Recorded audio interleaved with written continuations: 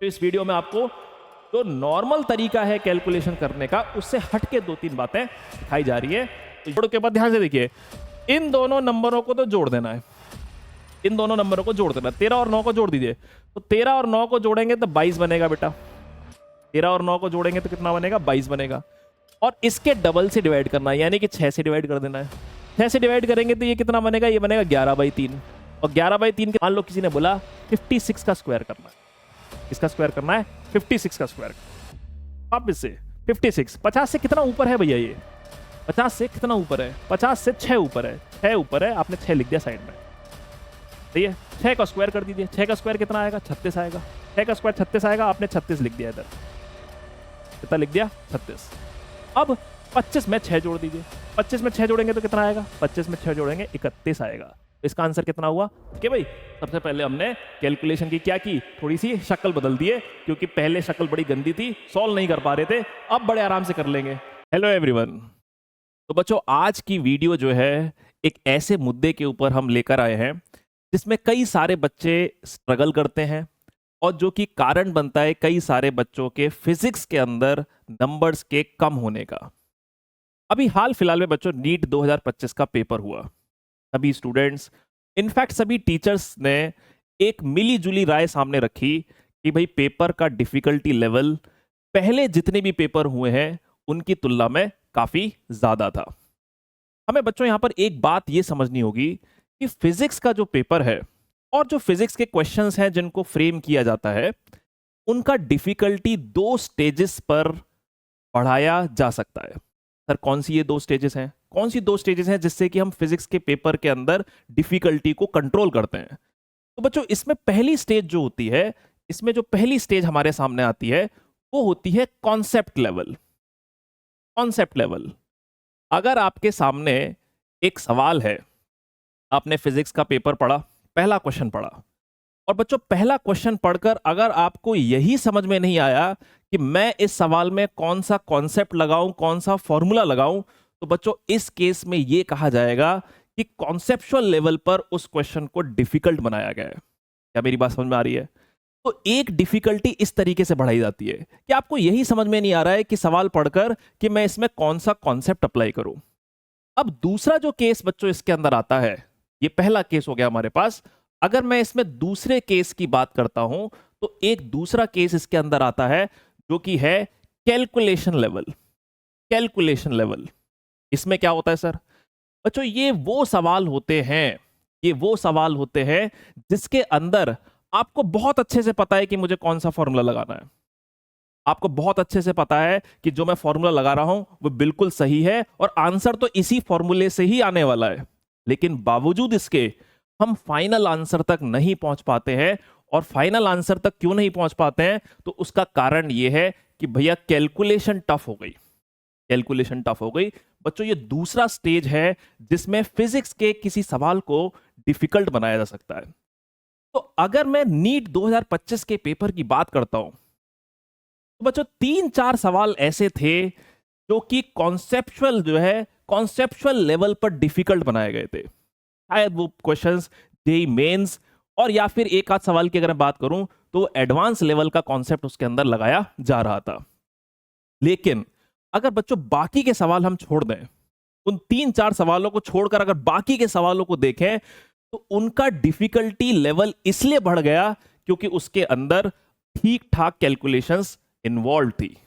और जब calculations involve थी तो बच्चों जो समय था पेपर के अंदर, उस समय के अंदर उन क्वेश्चंस को कर पाना, वो एक एवरेज और अबव एवरेज बच्चा भी अगर है तो उस टाइम लिमिट में उस क्वेश्चन को करना बहुत कठिन हो गया था और पेपर का डिफिकल्टी लेवल बढ़ गया था। तो बच्चों जो आज की जो हमारी वीडियो है, आज की हमारी वीडियो कॉन्सेप्चुअल लेवल पर नहीं है। कॉन्सेप्ट तो बच्चों हम पूरे साल भर जो है, जो हमारी वीडियोस होंगी उसमें हम कॉन्सेप्ट तो सीखेंगे ही सीखेंगे, लेकिन आज की जो वीडियो है हमारी वो है कैलकुलेशन के ऊपर।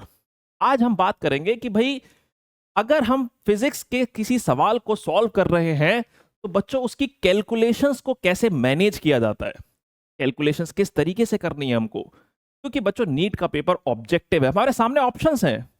जब हमारे सामने कठिन कैलकुलेशंस आ जाती हैं, हमारे सामने ऑप्शंस भी उपलब्ध हैं, तो बच्चों कई केसेस में हम एक रफ एस्टिमेट और एक रफ आइडिया लगाकर भी अपनी प्रॉब्लम को सॉल्व कर सकते हैं। तो बच्चों इस वीडियो के अंदर मैं आपको जो है कुछ 5 मुद्दे यहां पर चर्चा करूंगा, 5 पॉइंट्स पर जो है यहां पर डिस्कशन किया जाएगा, जिससे कि आपकी कैलकुलेशन को जो है फास्ट किया जा सके। लेकिन एक बात का ध्यान यहां पे जरूर रखना है। सर किस बात का ध्यान रखना है? बच्चों कैलकुलेशन ऐसी चीज है जो कि रातों रात जो है उसको फास्ट नहीं किया जा सकता। क्या मेरी बात समझ में आ रही है? कैलकुलेशन एक ऐसा पार्ट होता है जिसको कि अगर आप रेगुलरली प्रैक्टिस करेंगे तभी बच्चों कैलकुलेशन आपकी जो है स्ट्रांग होगी, अच्छी होगी।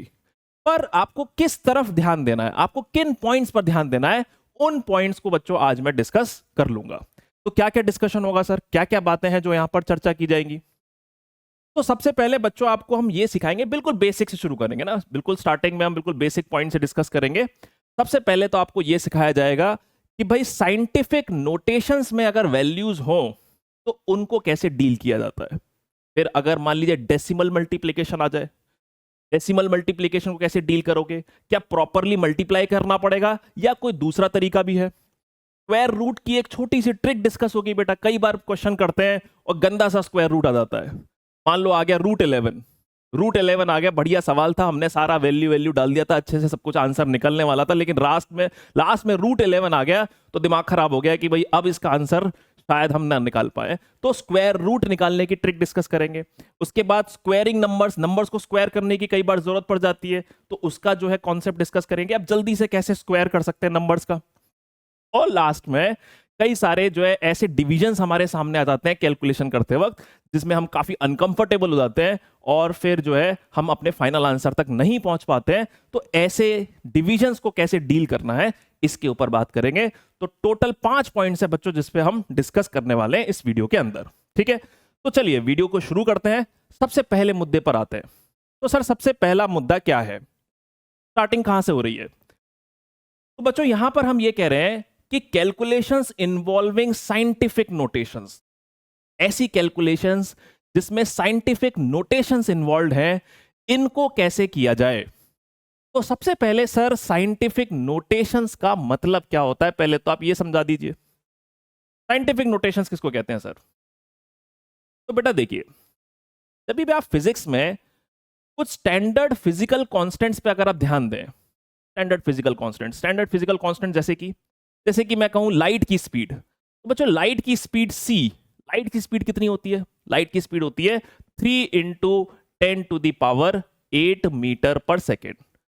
तो यदि आप बच्चों ध्यान से देखें तो जो आपने लाइट की स्पीड को लिखा है, इसका एक नंबर है, लाइट की स्पीड एक नंबर है, और उसको लिखने का एक तरीका है। लिखने का तरीका क्या है कि सबसे पहले तो हम यहां पर एक नंबर लिखते हैं, जो कि ये नंबर हमेशा बच्चों ध्यान रखना 1 से, ये जो x अगर मैं इसको मान लेता हूं, ये हमेशा 1 से 10 के बीच में होता है, 1 से छोटा नहीं, 10 से बड़ा नहीं। तो ये एक नंबर लगा होता है। और दूसरा पार्ट बच्चों इसके अंदर क्या होता है कि जो रिमेनिंग पार्ट है उसको हम 10 की पावर में लिखते हैं, 10 की पावर में लिखते हैं।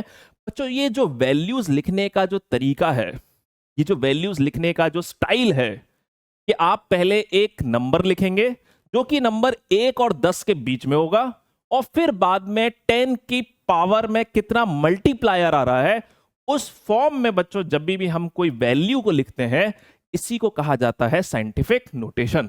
आई होप आपको ये बात समझ में आई। ठीक है, साइंटिफिक नोटेशन का मतलब क्या है सर, ये समझ में आ गया।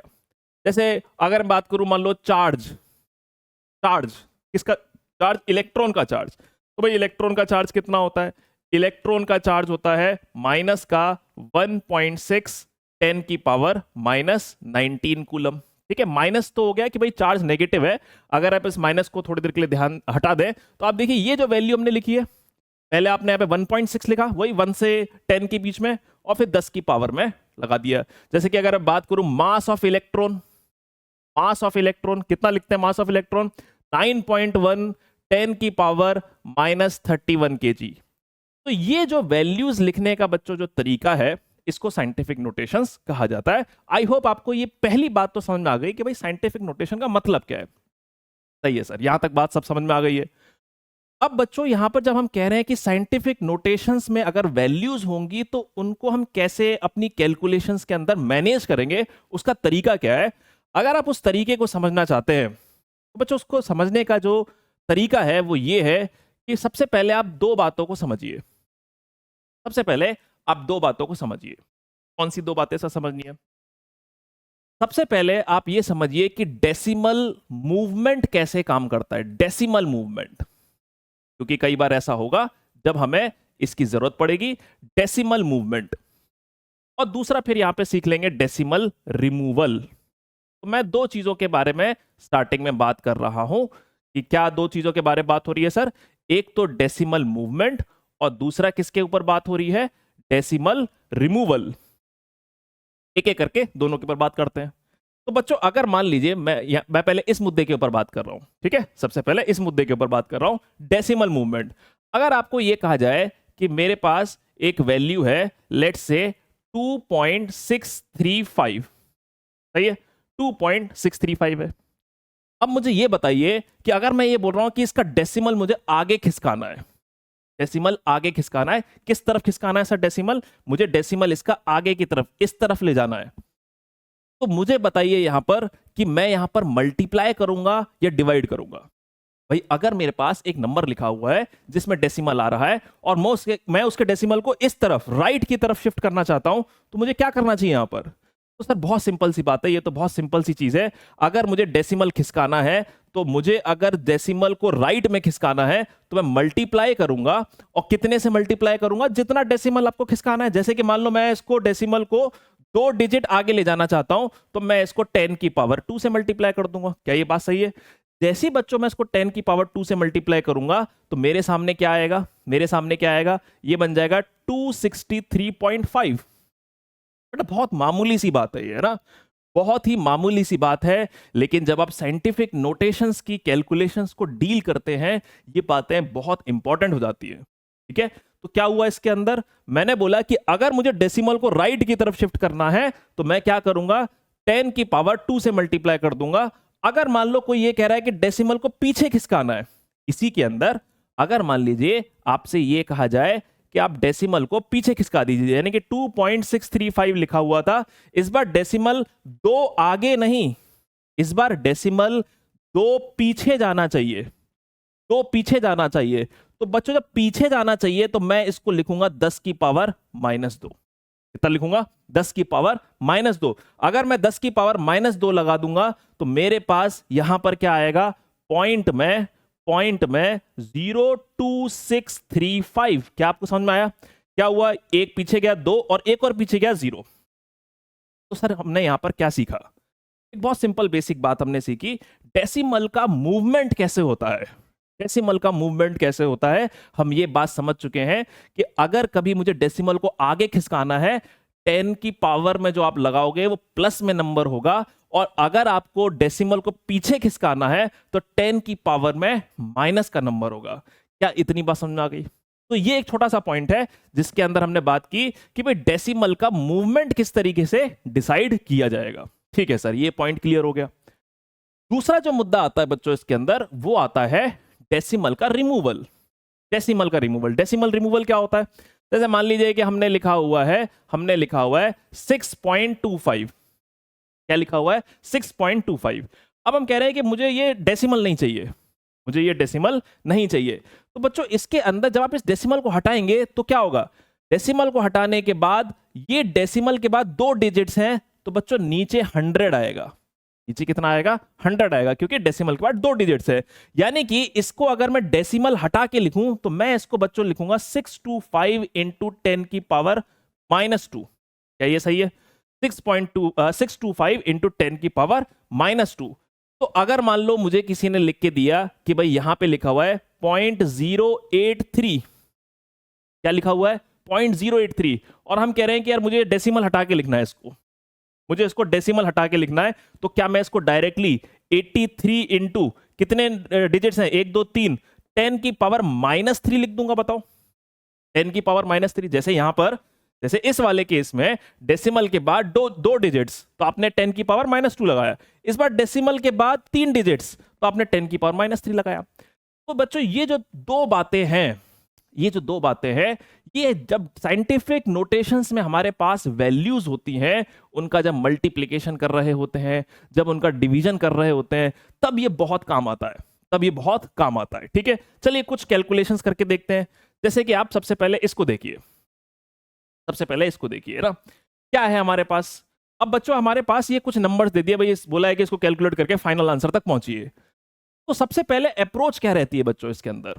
सबसे पहली अप्रोच हमारी ये होती है कि हम सबसे पहले 10 की पावर को डील्स करें, है ना। 10 की पावर, 10 की पावर को कैसे डील करें? 10 की पावर 8 लिखा हुआ है, 10 की पावर -2 लिखा हुआ है। ठीक है, तो ऊपर क्या बचेगा? फिर ऊपर क्या बचेगा बच्चों? जब यहां पर आप देखते हैं कि दो चीजें मल्टीप्लाई होती हैं तो पावर को ऐड कर देते हैं, जब दो चीजें डिवाइड होती हैं तो पावर को सब्ट्रैक्ट कर देते हैं। सिंपल सा रूल है। जब भी आप ये देखें कि a की पावर b, इसको ऐसे लिख लेते हैं, मान लो कभी लिखा हुआ है a की पावर x इंटू a की पावर y, ऐसा कभी लिखा हुआ है a की पावर x इंटू a की पावर y, तो ये क्या बनेगा? ये बन जाता है बच्चों a की पावर x प्लस वाई। कितना बन जाता है? a की power x plus Y.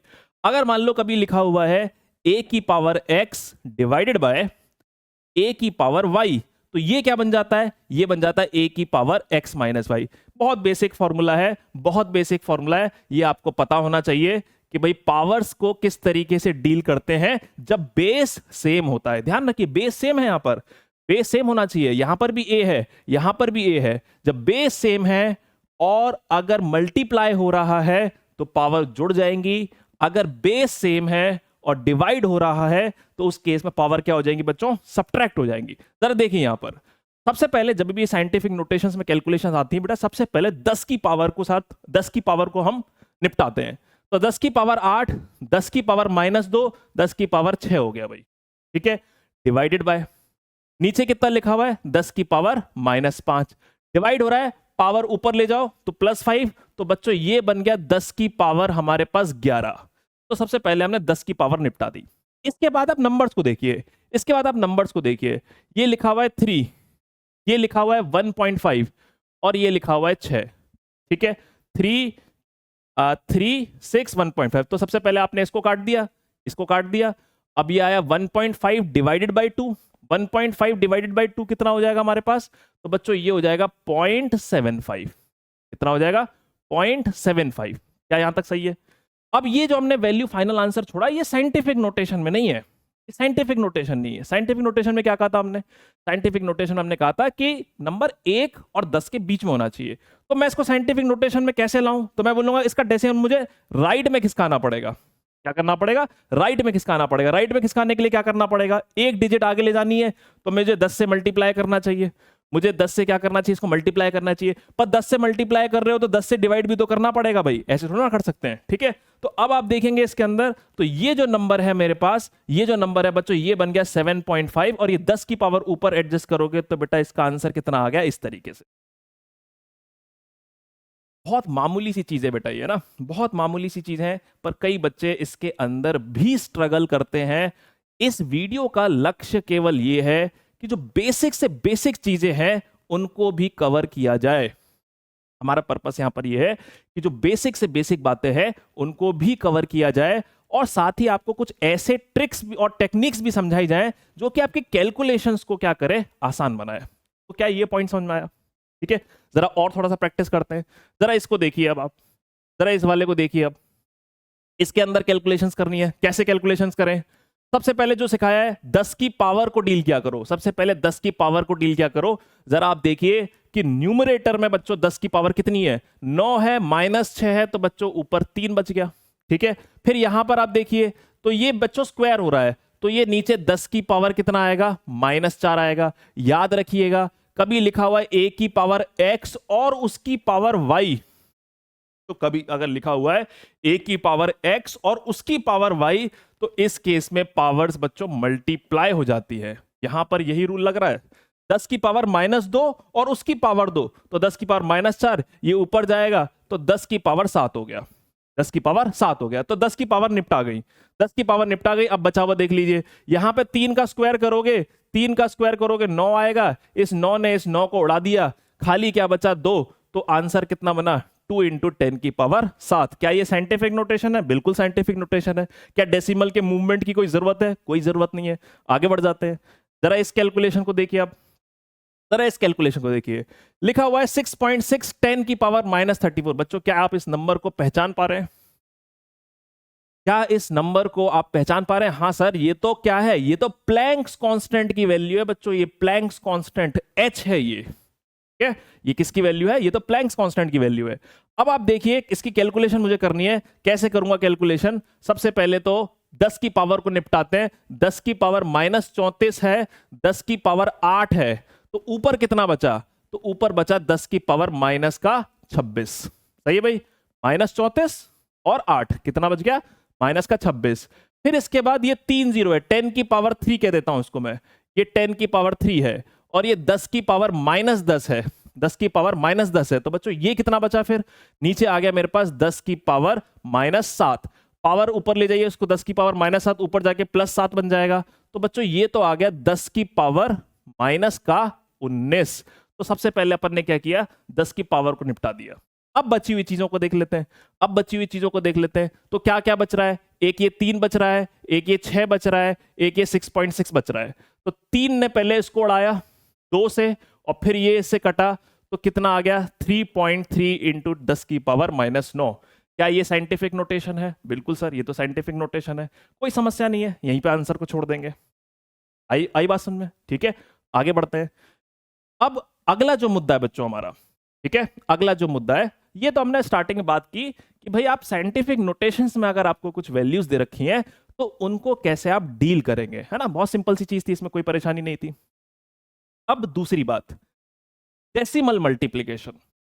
Decimal multiplication क्या होता है बच्चों? कई बार ऐसा होता है कि जब हमारे सामने कैलकुलेशंस आती हैं तो हम बिना सोचे समझे उसको हम मल्टीप्लाई करने में लग जाते हैं, लेकिन उसका हमारे पास एक स्मार्ट तरीका भी होता है। सर वो तरीका क्या है? जैसे फॉर एग्जाम्पल के तौर पे अगर आपको यह कहा जाए कि भाई 0.25 को मल्टीप्लाई करना है, 0.25 को मल्टीप्लाई करना है 16 से। क्या है? 0.25 को मल्टीप्लाई करना है 16 से। तो आप क्या करेंगे? तो नॉर्मली बच्चे क्या करने लग जाते हैं? ठीक है, जो नॉर्मली बच्चे क्या करने लग जाते हैं, इसको जो है 16 5 जा 80, 16 2 32 इस तरीके से मल्टीप्लाई करते हैं, जो कि सही है, इसमें कोई गड़बड़ी नहीं है, बिल्कुल सही है। लेकिन हम ये कह रहे हैं कि बच्चों कई बार ऐसा होता है कि जो डेसिमल्स होते हैं ना, इसको आप फ्रैक्शन के फॉर्म में यदि सोचें। क्या बोला है मैंने? बहुत इंपॉर्टेंट बात बोली है। क्या बात बोली है? कि जो डेसिमल है, डेसिमल को फ्रैक्शन के फॉर्म में सोचिए, फ्रैक्शन के फॉर्म में सोचिए। बच्चों आमतौर पर क्या होता है, आमतौर पर क्या होता है कि जो डेसिमल होता है उसको मल्टीप्लाई करना रिलेटिवली कठिन होता है फ्रैक्शन की तुलना में। कैसे सर? बच्चों जो 0.25 है, अगर आप उसको फ्रैक्शन में सोचेंगे तो बच्चों 0.25 का मतलब 1/4 है। अब सोचिए, अगर कोई व्यक्ति यहां पर 0.25 को मन में तुरंत सोच पाएगा कि भाई 0.25 तो 1/4 है, तो उसका आंसर तो खत्म हो गया। 1/4, 4 से ये कैंसिल हुआ, आंसर आ गया 4। आंसर आ गया 4। क्या ये मेरी बात समझ में आई है? तो आप डेसिमल्स को जब मल्टीप्लाई कर रहे होते हैं, ये एक बहुत इंपॉर्टेंट ट्रिक है, इसके ऊपर आप स्टार भी लगा दीजिए, आपकी कैलकुलेशन को अच्छा करने में ये काम आएगा। जब भी आप मल्टीप्लिकेशन कर रहे हो, बेटा मल्टीप्लिकेशन करते वक्त डेसिमल सामने हो तो उसको फ्रैक्शन के रूप में सोचना बढ़िया रहता है। चलिए थोड़ी सी प्रैक्टिस करते हैं इस मुद्दे के ऊपर, बहुत इंपॉर्टेंट पॉइंट है सर, ये हमारी कैलकुलेशन को बड़ा आसान बना देगा। तो आपके सामने मान लीजिए ये सिचुएशन है, ये एक नंबर दिया हुआ है, ठीक है, और आपको बोला है इसको सॉल्व करना है। तो इसमें क्या करना पड़ेगा? सबसे पहले तो ये जीरो का निपटारा कर लीजिए करिए ना। साइंटिफिक नोटेशंस की बच्चों जब कैलकुलेशंस आती है, सबसे पहले आप जीरो को निपटा लीजिए। तो ये 2 जीरो यहां पर आ रही है, ये तो हो गया भैया 10 की पावर 2 और ये 10 की पावर -8, तो यहां से 10 की पावर -6 बन गया, बात हो गई खत्म। ठीक है, अब क्या बचा? अब आपके पास बचा 6 और एक बचा 0.5। ठीक है, 0.5 है, मल्टीप्लाई कर सकते हैं आप, 6 5 जा 30, आपको मालूम है। लेकिन अगर आप मन में समझिए इस बात को, 0.5 तो आधा होता है यार, 0.5 का मतलब हाफ होता है, तो हाफ होता है मतलब 6 का आधा करना है। 3 आ गया आंसर, खेल खत्म, ये हमारा इसका आंसर है। ठीक है, ये तो बच्चा बहुत सिंपल एग्जाम्पल है ना, बहुत सिंपल एग्जाम्पल है। अब ये मैं आगे जो एग्जाम्पल्स लूंगा आपको समझ में आएगा कि नहीं ये बहुत ही इंपॉर्टेंट टेक्निक है, ये बड़ी इंपॉर्टेंट टेक्निक है। जरा अगले पर देखिए, चलिए ये तो हमने अभी भी किया ही था 0.25। 0.25 को क्या करोगे आप, 0.25 को आप 1/4 सोचोगे, ठीक है, 1/4 सोचोगे। तो अगर मेरे पास ये कैलकुलेशन सामने है तो 10 की पावर -11 और 10 की पावर 8, इसका क्या हिसाब किताब बैठा, इसका क्या हिसाब किताब बैठा, तो बेटा ये हो गया 10 की पावर -19 हो गया। क्या ये 8 ऊपर जाएगा तो -8 बनेगा, 8 ऊपर जाएगा तो -8 बनेगा, -11 -8 कितना बना, -19। ठीक है, ये 1/4 लिखा है, 4 से कटेगा तो बेटा ऊपर आएगा 4, नीचे आएगा 3, 4/3 कितना होता है 1.33। तो बच्चों ये मेरे पास, हमारे पास इसका आंसर 10 की पावर -19 1.33 के साथ आ जाता है। क्या ये साइंटिफिक नोटेशन है? बिल्कुल सर साइंटिफिक नोटेशन है। तो सवाल खत्म हो गया, ठीक है। और देखिए जरा इस कैलकुलेशंस को देखिए। अब इस कैलकुलेशन में आप देखेंगे तो डेसिमल्स हैं, 0.75 है, 0.5 है, कैसे निपटाएं इसको। तो बेटा 0.75 है तो 0.75 को तुम लिख लो 3/4। 0.75 कितना होता है, 3/4 होता है, ठीक है।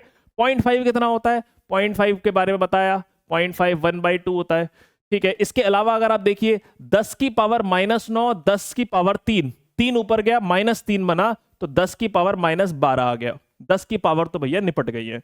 इसके अलावा क्या बचता है, इसके अलावा क्या बचता है, ये 4 से इसको काटेंगे, 4 से इसको काटेंगे तो 3 टाइम्स कटेगा तो ऊपर आएगा 9, ऊपर आएगा 9। अच्छा ये 2 9 से 18 ये भी कट जाएगा तो ऊपर भी 9 नीचे भी 9, तो बेटा 9 से 9 कट गया, इसका आंसर तो ये आ गया, इसका आंसर ये आ गया। क्या मेरी बात आप समझ पा रहे हैं कि डेसिमल्स को कैसे डील करना है। आप इसको 0.75 को 12 से मल्टीप्लाई करते तो थोड़ा सा कष्ट आता है ना, थोड़ी दिक्कत महसूस होती। डायरेक्ट मल्टीप्लाई नहीं करना है, डेसिमल का फ्रैक्शन सोचना है। ये आपकी कैलकुलेशन के अंदर एक बड़ी जो है कह सकते हैं कि स्पीड बढ़ाने का काम करेगा। जरा इसको देखिए, अब जरा ये कैलकुलेशन देखिए। इस कैलकुलेशन में अगर आप देखेंगे तो ये 0.33 लिखा हुआ है, तो मन में थोड़ा विचार करिए पहले कि 0.33 मतलब क्या, कौन सा फ्रैक्शन है जो 0.33 बनाएगा। तो बच्चों 0.33 आएगा जब 1/3 आएगा। 1/3 के अंदर देखिए 1/3 को डिवाइड करेंगे तो क्या आएगा, 0.33 आएगा। अब इसके अंदर सबसे पहले हमारा जो रूल है कि हम पहले 10 की पावर को निपटाते हैं, तो पहले आपने 10 की पावर को निपटाया तो बच्चों ये जो बन रहा है ऊपर बन रहा है 10 की पावर 16, ठीक है। ये जो बन रहा है ये बन रहा है 10 की पावर -8, सही है। तो कितना बना फिर ये ऊपर जाएगा तो ये बनेगा 10 की पावर 24, सही है भाई। कितना बनेगा, 10 की पावर 24 बनेगा। अब 1/3 ये स्क्वायर हो रहा है तो बच्चों 3 का स्क्वायर होके ये क्या बनने वाला है, 3 का स्क्वायर होके 9 बनने वाला है।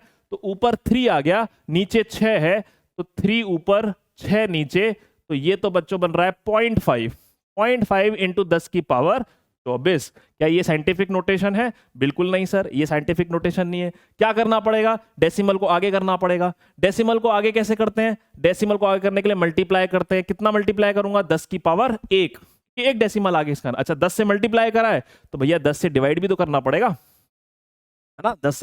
10 से मल्टीप्लाई किया है तो 10 से डिवाइड भी करना पड़ेगा। तो ये जो पार्ट है ये बन गया 5 और इसको ऊपर ले जाएंगे तो ये आ जाएगा 10 की पावर 23। तो ये बच्चों हमारा इसका आंसर बन जाता है। क्या मेरी चीजें आपको समझ में आ रही है सही से, ठीक है। तो ये जो डेसिमल मल्टीप्लिकेशन का केस है बच्चों, और भी कई जगहों पे जो है हमारा जीवन आसान बना देता है। जैसे कि यहां पर हमने ये वाली वैल्यू देखिए, ये वाली वैल्यू देखिए।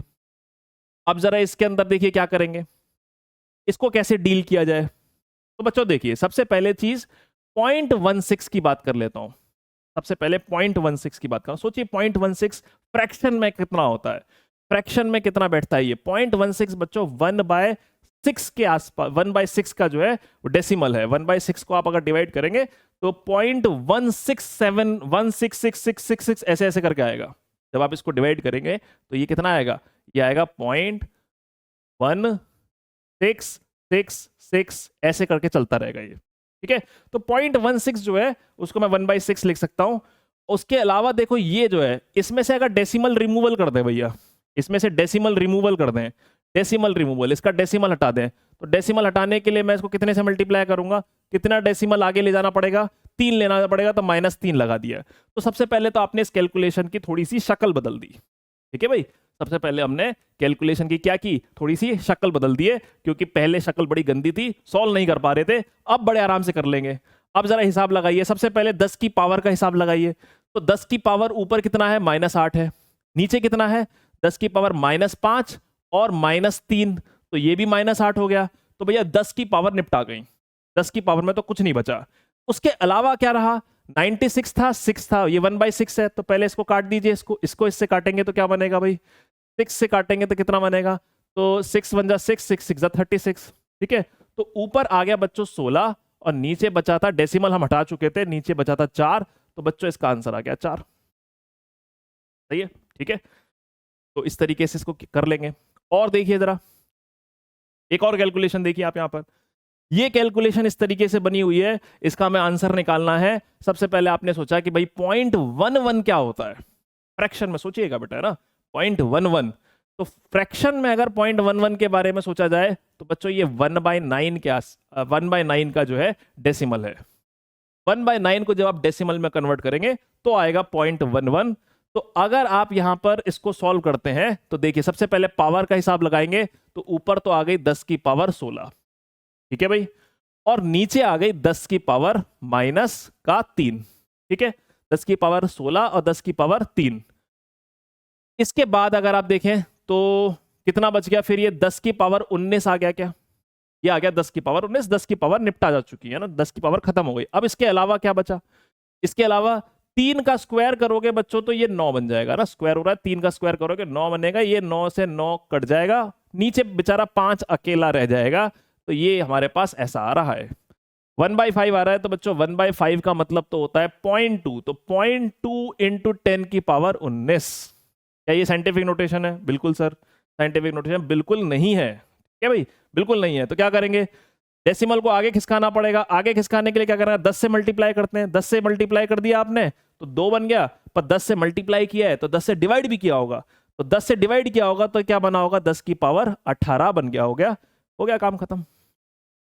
बच्चों ये बड़ा ही इंपॉर्टेंट पार्ट है, ये जो हमने सेकेंड वाली जो पॉइंट डिस्कस की है, जो सेकेंड वाला जो पॉइंट डिस्कस किया है, जरा आप इसको देखिए, ये जो स्टार मैंने लगाया है, ये जो मैंने स्टार लगाया है, ये किस वाक्य पे लगाया, ये स्टार क्या बता रहा है आपको, स्टार कह रहा है कि डेसिमल को फ्रैक्शन में सोचिए, डेसिमल को फ्रैक्शन में सोचिए। तो आपने कुछ इंपॉर्टेंट चीज सीखी, कुछ इंपॉर्टेंट चीज सीखी, जरा उसकी एक समरी बना देते हैं भाई। डेसिमल को फ्रैक्शन में सोचने का आपने कुछ इंपॉर्टेंट कॉन्सेप्ट समझा है, तो इसमें क्या क्या चीजें सीखी आपने, सीखा कि भाई 0.5 को आधे की तरह देखना है, ठीक है भाई, उसके बाद 0.25 को 1/4 की तरह देखना है, फिर अगर 0.75 लिखा हो तो इसको 3/4 की तरह देखना है, ठीक है भाई।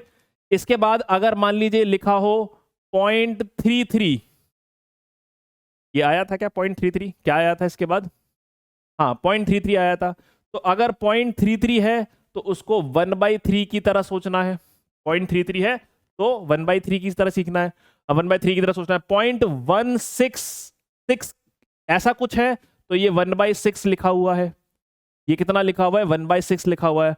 अगर 0.11 करके कुछ आ रहा है तो ये 1/9 की तरह है। तो डेसिमल्स को फ्रैक्शन में सोचना हमेशा हमारे लिए कैलकुलेशन को आसान बनाने का कार्य करता है। ये एक ऐसा हैक है, कैलकुलेशन हैक्स, तो इस वीडियो में आपको जो नॉर्मल तरीका है कैलकुलेशन करने का उससे हटके 2-3 बातें सिखाई जा रही है। तो ये एक बड़ा इंपॉर्टेंट रोल है यहां पर इसका। जैसे आप फिजिक्स के अंदर बच्चों आर के बारे में सुनते हैं, आर का मतलब गैस कांस्टेंट होता है, आर का मतलब गैस कांस्टेंट होता है। क्या आपको इसकी वैल्यू याद है, क्या आपको गैस कांस्टेंट की वैल्यू याद है? तो बिल्कुल आपको याद होगी, गैस कांस्टेंट की वैल्यू बच्चों 8.314 हुआ करती है एसआई यूनिट में। ये वैल्यू किस में लिखी है मैंने, एसआई यूनिट में लिखी है। अब बच्चों कई बार क्या होता है 8.314 को मल्टीप्लाई करना कठिन है हमारे लिए ना, थोड़ा दिक्कत आती है। तो मैं यहां पर क्या करता हूं बच्चों, आर की वैल्यू को आप अप्रोक्सीमेटली, ध्यान रखिएगा अप्रोक्सीमेशन से बात कर रहे हैं यहां पर, अप्रोक्सीमेशन से मैं इसको बच्चों 25/3 लिख लेता हूं। तो बात हम कह रहे हैं कि fraction is always easier to multiply than decimal value. तो उसी की तर्ज पर ये बात कही जा रही है भाई अब आर की वैल्यू 8.314 क्यों लगा रहे हैं, आर की वैल्यू लगाइए 25/3, ठीक है। तो 25/3 का डेसिमल करेंगे तो 8.3 के आसपास आ जाएगा। तो जरा मुझे बताइए कि इस वैल्यू को अगर मुझे सॉल्व करना होता, इस वैल्यू को अगर मुझे ये सॉल्व करना होता तो मैं कैसे सॉल्व करता इस वैल्यू को। तो सर इस वैल्यू को सॉल्व करने के लिए 5 × 3/2 × 25/3 × 50 ऐसा कर लेते सर, बिल्कुल कर लेते। तो क्या होता है इससे, 3 को मार देता भाई, फिर 2 से ये 25 बन जाता, फिर 25 25 625 बन जाता, 625 × 5, 625 × 5 क्या होता, तो 625 × 5 5 5 25, 2 5 2 10, 1 6 5 30, 3 1 2 5 बच्चों हमारा आंसर आ जाता। ऐसे अप्रोक्सीमेट आंसर है बच्चा ना, अप्रोक्सीमेट आंसर है, लेकिन हमारे सामने ऑप्शंस हैं, नीट का पेपर है, 4 ऑप्शंस आपके सामने हैं, तो बिल्कुल एग्जैक्ट वैल्यू निकालने की क्या आवश्यकता है, अनटिल अनलेस ऑप्शंस बहुत क्लोज ना हो, ठीक है, इससे काम चल जाएगा बढ़िया, ठीक। तो ये बच्चों 2 बातें हो गई हमने जो सीखी। अब आते हैं बच्चों तीसरे पॉइंट पर। टोटल 5 पॉइंट्स बताऊंगा बेटा यहां पर ना, अभी तक 2 पॉइंट्स बता दिए हैं सर। कौन कौन से 2 पॉइंट्स बताए हैं एक बार रिवाइज करा दीजिए, ठीक है, एक बार रिवाइज करा देते हैं कौन से 2 पॉइंट्स बताए हैं। सबसे पहला आपको बताया कि साइंटिफिक नोटेशंस की कैलकुलेशंस कैसे की जाती है। तो इसमें हमने 2-3 बातें हैं जो सीखी हैं। एक डेसिमल का मूवमेंट, अगर आपको डेसिमल को आगे ले जाना है तो 10 की पावर से मल्टीप्लाई कर दीजिए प्लस में, अगर आपको डेसिमल को पीछे ले जाना है तो 10 की पावर से मल्टीप्लाई कर दीजिए माइनस में, अगर आपको डेसिमल रिमूव करना है तो उसमें भी 10 की पावर मल्टीप्लाई करनी पड़ेगी, ठीक है। एक तो बात आपको ये सिखाई डेसिमल का रिमूवल, डेसिमल का मूवमेंट। फिर कैलकुलेशंस में हम ये चीज देख रहे हैं कि सबसे पहले आप 10 की पावर का हिसाब किताब लगा लिया करिए और उसके बाद बाकी नंबर्स को डील करा करिए।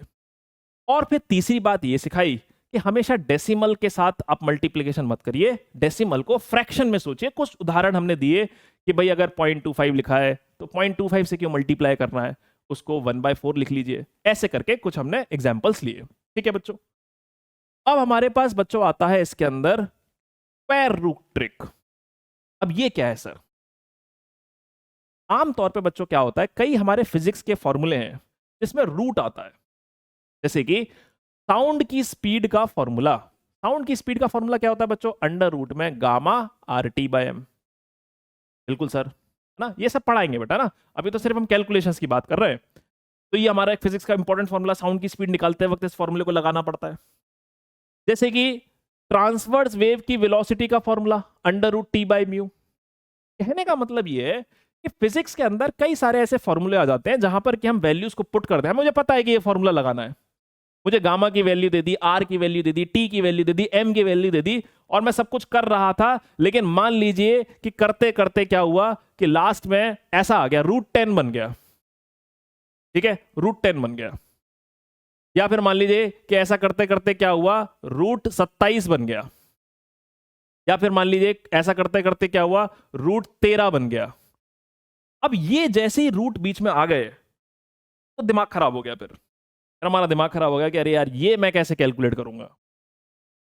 थर्ड पॉइंट के अंदर मैं आपको यहां पर ये सिखाने वाला हूं कि अगर मान लीजिए ऐसे कोई रूट हमारे सामने आ जाते हैं तो उसका अप्रोक्सीमेट आंसर हम किस तरीके से सोच सकते हैं। यही स्क्वायर रूट की ट्रिक जो है मैं आपको बताने वाला हूं।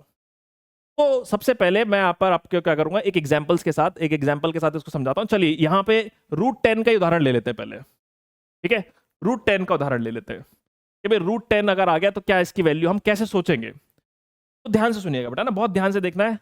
सबसे पहले आपको क्या करना है कि 10 लिखा हुआ है यहां पर, 10 से छोटा नंबर सोचिए जिसका स्क्वायर रूट एकदम परफेक्टली आता हो। क्या बोला सर आपने, दोबारा से बताइए बेटा। मैं यहां पर ये कह रहा हूं कि सबसे पहले आप ये सोचिए कोई ऐसा नंबर जो कि 10 से छोटा हो, ठीक है, 10 से छोटा होना चाहिए और जिसका परफेक्ट स्क्वायर होना चाहिए, स्क्वायर रूट होना चाहिए। तो सर 10 से छोटा तो हमारे सामने ऐसा नंबर 9 आता है।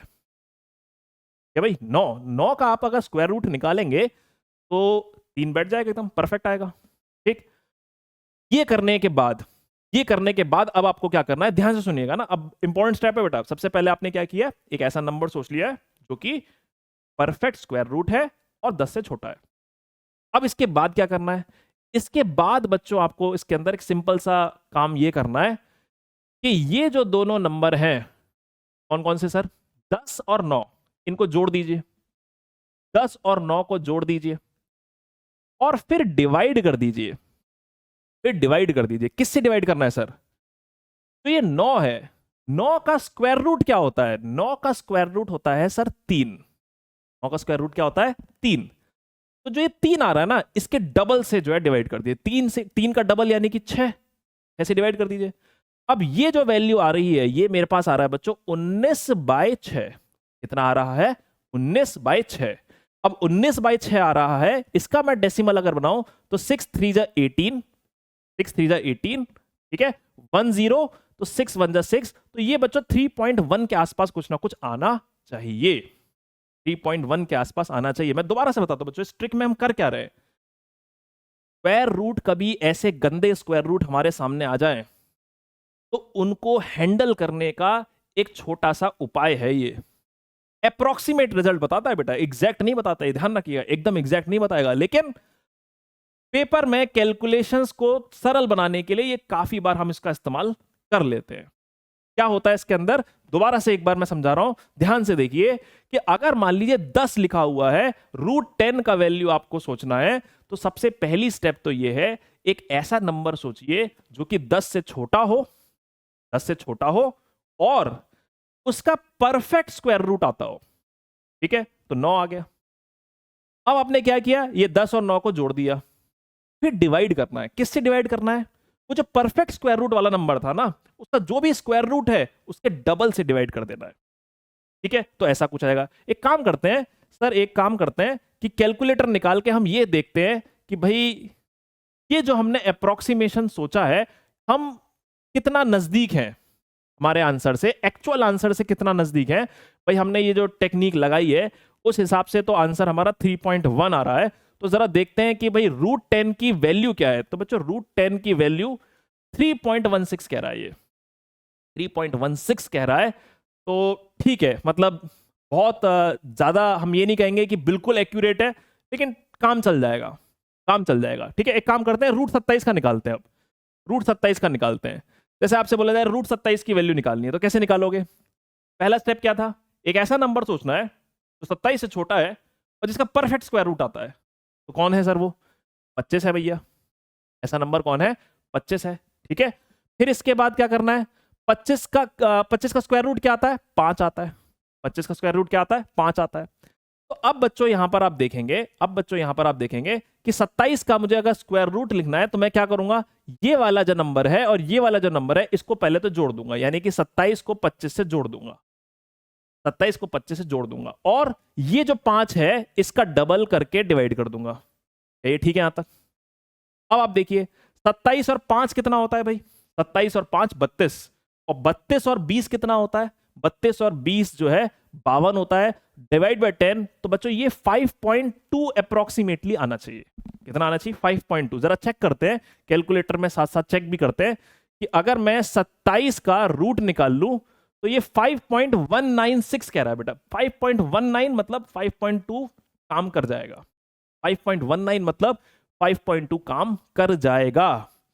तो क्या आप मेरा ये बात समझ पा रहे हैं कि हम स्क्वायर रूट किस तरीके से निकाल रहे हैं? भाई आप इस बात को समझ पा रहे हैं? जरा एक बार √13 निकाल के देखिए भाई, एक बार √13 निकाल के देखिए। 13 का अगर मान लो निकालना है तो छोटा नंबर और परफेक्ट स्क्वायर रूट, तो 13 का क्या बैठेगा? 9 बैठेगा। 9 का क्या बनता है? स्क्वायर रूट 3 बनता है। तो करना क्या है, दोबारा से देखिए, बोर्ड के बाद ध्यान से देखिए, इन दोनों नंबरों को तो जोड़ देना है, इन दोनों नंबरों को जोड़ देना। 13 और 9 को जोड़ दीजिए, तो 13 और 9 को जोड़ेंगे तो 22 बनेगा बेटा। 13 और 9 को जोड़ेंगे तो कितना बनेगा? 22 बनेगा। और इसके डबल से डिवाइड करना है, यानी कि 6 से डिवाइड कर देना है। 6 से डिवाइड करेंगे तो ये कितना बनेगा? ये बनेगा 11/3। और 11/3 कितना होगा? 3 3 जा 9, 20 और 3 6 जा 18। तो बच्चों ये 3.6 के आसपास आ रहा है। वापस से एक बार कैलकुलेटर की मदद लेते हैं और देखते हैं कि क्या ये सही आ रहा है। तो बेटा अगर मैं 13 का रूट निकालता हूं तो 3.6, बेटा ये एक काम की टेक्निक है कैलकुलेशंस के अंदर। आपका जीवन बचाने वाली जो है ये विधि है हमारे पास, कि अगर हमारे पास कोई ऐसा रूट आ रहा है जो हमको अनकंफर्टेबल कर रहा है, जिसको हम नहीं निकाल पा रहे हैं, तो एक अनुमान के साथ आप उसको निकाल सकते हैं। तो जरा कुछ कैलकुलेशंस में इसको लगा के देखा जाए। जरा मान लीजिए आपके सामने ये कैलकुलेशन, आप बढ़िया जो एक सवाल कर रहे थे, और सवाल करते करते आपके सामने ऐसी परिस्थिति बन गई कि भैया ये कैलकुलेशन सामने आ गई। कैसे डील करोगे भाई इसको, कैसे मैनेज करोगे इसको? तो मैनेज करने का तरीका क्या है? एक तरीका तो आपको बता ही दिया है कि सबसे पहले 10 की पावर को निपटाइए भाई। सबसे पहले क्या करिए, 10 की पावर को निपटाइए। -8 -6 तो 10 की पावर -2 बच जाएगा। ठीक है, नीचे कितना है? नीचे 5 है। ठीक है, बाकी सब सही है। सर ये रूट 17 का क्या करें, ये रूट 17 को कैसे मैनेज करें? तो जो सिखाया है उसको अप्लाई करिए। देखिए, रूट 17 अगर मुझे निकालना है, कि पहला स्टेप क्या करोगे, 17 से छोटा और ऐसा नंबर जिसका परफेक्ट स्क्वायर रूट है। क्या आया दिमाग में? तो सर दिमाग में आया 16। 16 किसका? 16 का रूट लेंगे तो क्या बनेगा? तो 16 का रूट लेंगे सर तो ये बन जाएगा 4। 16 का रूट लेंगे तो बनेगा 4। तो अब करना क्या है? करना बहुत सिंपल सा काम है। ये जो 17 है और ये जो 16 है, इनको तो जोड़ देना है। तो 17 और 16 को जोड़ेंगे तो कितना आएगा? तो बच्चों 17 और 6 कितना होगा? पहले 6 जोड़िए, 17 में डायरेक्ट 16 मत जोड़िए, 17 में पहले 6 जोड़िए। तो 17 में 6 जोड़ेंगे तो कितना आएगा? 23। 23 में 10 और जोड़ दीजिए, कितना हो जाएगा? 33। 33 डिवाइडेड बाय जो ये है, जो स्क्वायर रूट आया था, उसको डबल करके डिवाइड कर देना है, यानी 8 से डिवाइड कर देना है। 8 से आप इसको डिवाइड करेंगे तो बेटा 8 4 जा 32 होता है। 8 4 जा 32, 10 10 यानी कि 8 1 जा 8। तो ये कुछ 4.1 समथिंग आने वाला है। रूट 17 जो है 4.1 समथिंग है। आपने यहां पर 4.1 समथिंग लिख दिया, 5 से इसको डिवाइड किया तो बच्चों 5 8 जा 40 होता है, तो चलो 0.8 कर दिया आपने, 0.82 0.82। ठीक है, क्या ये साइंटिफिक नोटेशन है? बिल्कुल नहीं है सर। क्या करना है? डेसिमल को आगे खिसकाना है। डेसिमल को आगे खिसकाने के लिए क्या करना पड़ेगा? 10 से मल्टीप्लाई करना पड़ेगा। 10 से मल्टीप्लाई करना पड़ेगा, और 10 से मल्टीप्लाई किया है तो डिवाइड भी करना पड़ेगा। तो 10 से डिवाइड करने के बाद बच्चों ये पावर कितनी हो जाएगी? 10 की पावर -3। तो ये हमारा आंसर है। ये जो कैलकुलेशन है स्क्वायर रूट वाली, इसको आप इस तरीके से मैनेज करेंगे। और आपको दिखाते हैं यहां पर, और देखिए थोड़ा सा, जरा ये देखिए, ये कैलकुलेशन देती है हमारे सामने, हमें इसका आंसर बताना है। कैसे बताएं इसका आंसर? सबसे पहले 10 की पावर को निपटाएंगे। ये जो यहां पर लिखा हुआ है, सबसे पहले आप क्या करेंगे? 10 की पावर को सॉल्व करेंगे। -5 4 तो 10 की पावर -9 हो गया बेटा। कितना आ गया? 10 की पावर -9। इसके बाद अब आप देखें तो ये 3 से काट दीजिए, 3 2 जा 6, 3 3 जा 9। यहां तक भी ठीक है। तो मेरे पास बन रहा है रूट 28, और फिर ये 2, और फिर ये बन रहा है 3, फिर ये बन रहा है 3। ठीक है भाई, अब रूट 28 की वैल्यू हमें यहां पर निकाल लेनी चाहिए कि भाई लगभग लगभग डेसिमल में कितना होता है रूट 28, इसके बारे में बात करनी है। तो बेटा रूट 28, तो बेटा जो इसके नजदीक और इससे छोटा कौन सा नंबर है परफेक्ट स्क्वायर के अंदर? 25 आ जाता है। 25 का रूट कितना आता है? 5 आता है। क्या करना है? अब सिंपल रूल है, इन दोनों को जोड़ना है, इन दोनों को जोड़ना है। 28 और 25, 28 और 5 कितना होगा? 33 होगा। 28 और 5 33, 33 और 20 कितना होगा?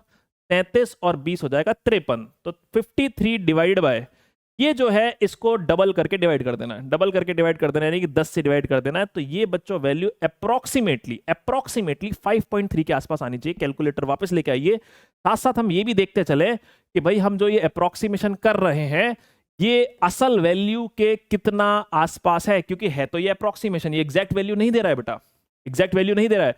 तो अगर मैं 28 का रूट निकालता हूं तो बेटा ये 5.29 कह रहा है, ये 5.29 कह रहा है। और ठीक है, हम 5.3 कह रहे हैं, कोई बुराई नहीं है इसके अंदर।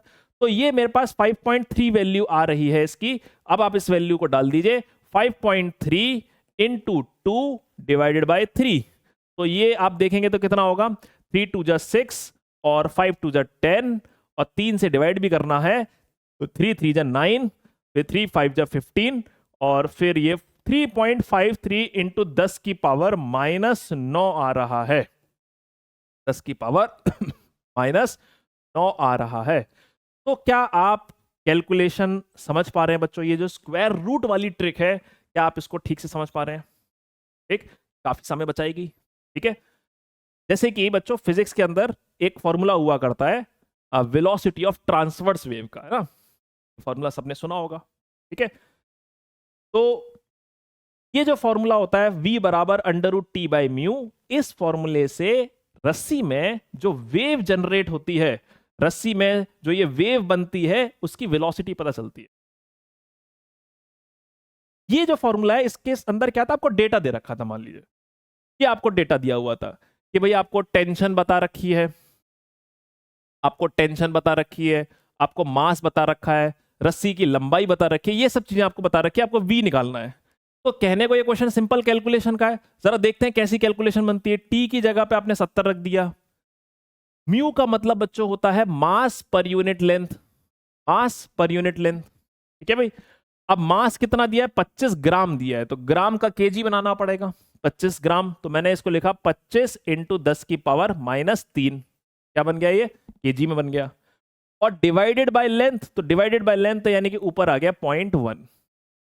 अब बच्चों ये जो हमारे पास कैलकुलेशन है, मान लो इसका आंसर हमको निकालना है। ये जो कैलकुलेशन आ रही है, इसका आंसर निकालना है। कैसे डील करें इसको, कैसे डील किया जाए? तो सबसे पहले तो देखिए आप यहां पर कि ये जो 25 है, आपने इसको बाहर कर दिया। भाई 25 तो बहुत बढ़िया है, इसको 5 कर दिया, निकाल दिया रूट के बाहर। ठीक, अब 10 की पावर का हिसाब किताब लगा दीजिए। देखो ये जो चीज लिखी हुई है बच्चों, ये लिखा हुआ है 10⁻⁻1। ठीक है, डेसिमल रिमूवल, डेसिमल रिमूवल। ये 10⁻⁻1 लगा, इसको मैं ऊपर ले जाऊंगा +3, तो 10⁻2 आएगा ऊपर, जो कि बाहर निकल के 10 बन जाएगा। अंदर बचेगा √70। अंदर क्या बचेगा? √70, जो कि परफेक्ट स्क्वायर नहीं है। तो मेरा आंसर आ रहा है 2√70। अब मान लो बच्चों डेसिमल में ऑप्शंस आपको दिए हुए, इस सवाल के डेसिमल में ऑप्शंस दिए हुए हैं, तो अब हमें √70 का एक अप्रोक्सीमेट आंसर देखना पड़ेगा। तो कैसे देखें सर, √70 कैसे निकालेंगे? तो जो तरीका था बताया था अभी, √70 है तो 70 से छोटा और जिसका परफेक्ट स्क्वायर रूट आ जाता हो वो नंबर सोचिए। कौन सा नंबर आता है सर? तो इसके अंदर हमारे पास आता है 64। 64 किसका? 64 का अगर स्क्वायर रूट निकालेंगे तो कितना आएगा? ये आएगा 8, ये आएगा 8। अब क्या करना होता है? अब क्या करना होता है? तो बेटा इसको और इसको ऐड करते हैं, इसको और इसको ऐड करते हैं। तो 70 और 64 दोनों को जोड़ेंगे तो कितना आएगा? 70 और 64 को जोड़ेंगे तो ये मेरे पास 134 आ जाएगा। 134 को डिवाइड करना है किससे? इसके डबल से, यानी कि 16 से डिवाइड करना है। तो 16 से डिवाइड करेंगे, एक बार इसको 2 से काट लेते हैं, तो 2 6 12, 2 7 14, 2 8 16। अब मैं जरा इसको डिवाइड करूंगा तो 8 8 64 आएगा, डेसिमल लगने वाला है। 8 8 64, 64 3 0, 3 0, तो 8 3 24, तो ये 8.3 के आसपास आएगा बेटा। एक बार वापस से कैलकुलेटर लेके आते हैं, वापस से कैलकुलेटर लेके आते हैं, क्योंकि अभी हमने एक अप्रोक्सीमेशन किया है। हमने क्या किया है कि 70 का रूट निकाला है। इसका रूट निकाला है 70 का, तो 70 का रूट 8.3, 8.3। ठीक है भाई, तो 70 का रूट 8.3, तो बस हो गया काम हमारा। तो मैंने यहां पर कर दिया 2 × 8.3, तो ये आ गया आपके पास 3 2 6, 8 2 16, 16.6 के आसपास हमारा आंसर आ जाता है। बच्चों ये जो हमने स्क्वायर रूट वाली ट्रिक सीखी है, ये बहुत काम आएगी आपके कैलकुलेशंस के अंदर। आपका जीवन जो है सरल बना देगी। थोड़ी सी आप प्रैक्टिस और कर लीजिए, तो ये जो टाइम यहां पर लग रहा है वो टाइम भी नहीं लगेगा। आप बहुत फटाफट जो है स्क्वायर रूट प्रिडिक्ट कर पाएंगे। आप स्क्वायर रूट प्रिडिक्ट कर पाएंगे। जैसा कि बच्चों हमने अभी कहा थोड़ी देर पहले, कैलकुलेशंस एक ऐसी चीज है जिसको प्रैक्टिस से ही इंप्रूव किया जा सकता है। और बच्चों ये कभी भी रातों रात नहीं होगा। आप बोलिए कि कल एग्जाम है और आप आज रात को ही इतनी प्रैक्टिस कर लें कि कल आप बहुत बढ़िया कैलकुलेशन हो जाए, ऐसा संभव नहीं है।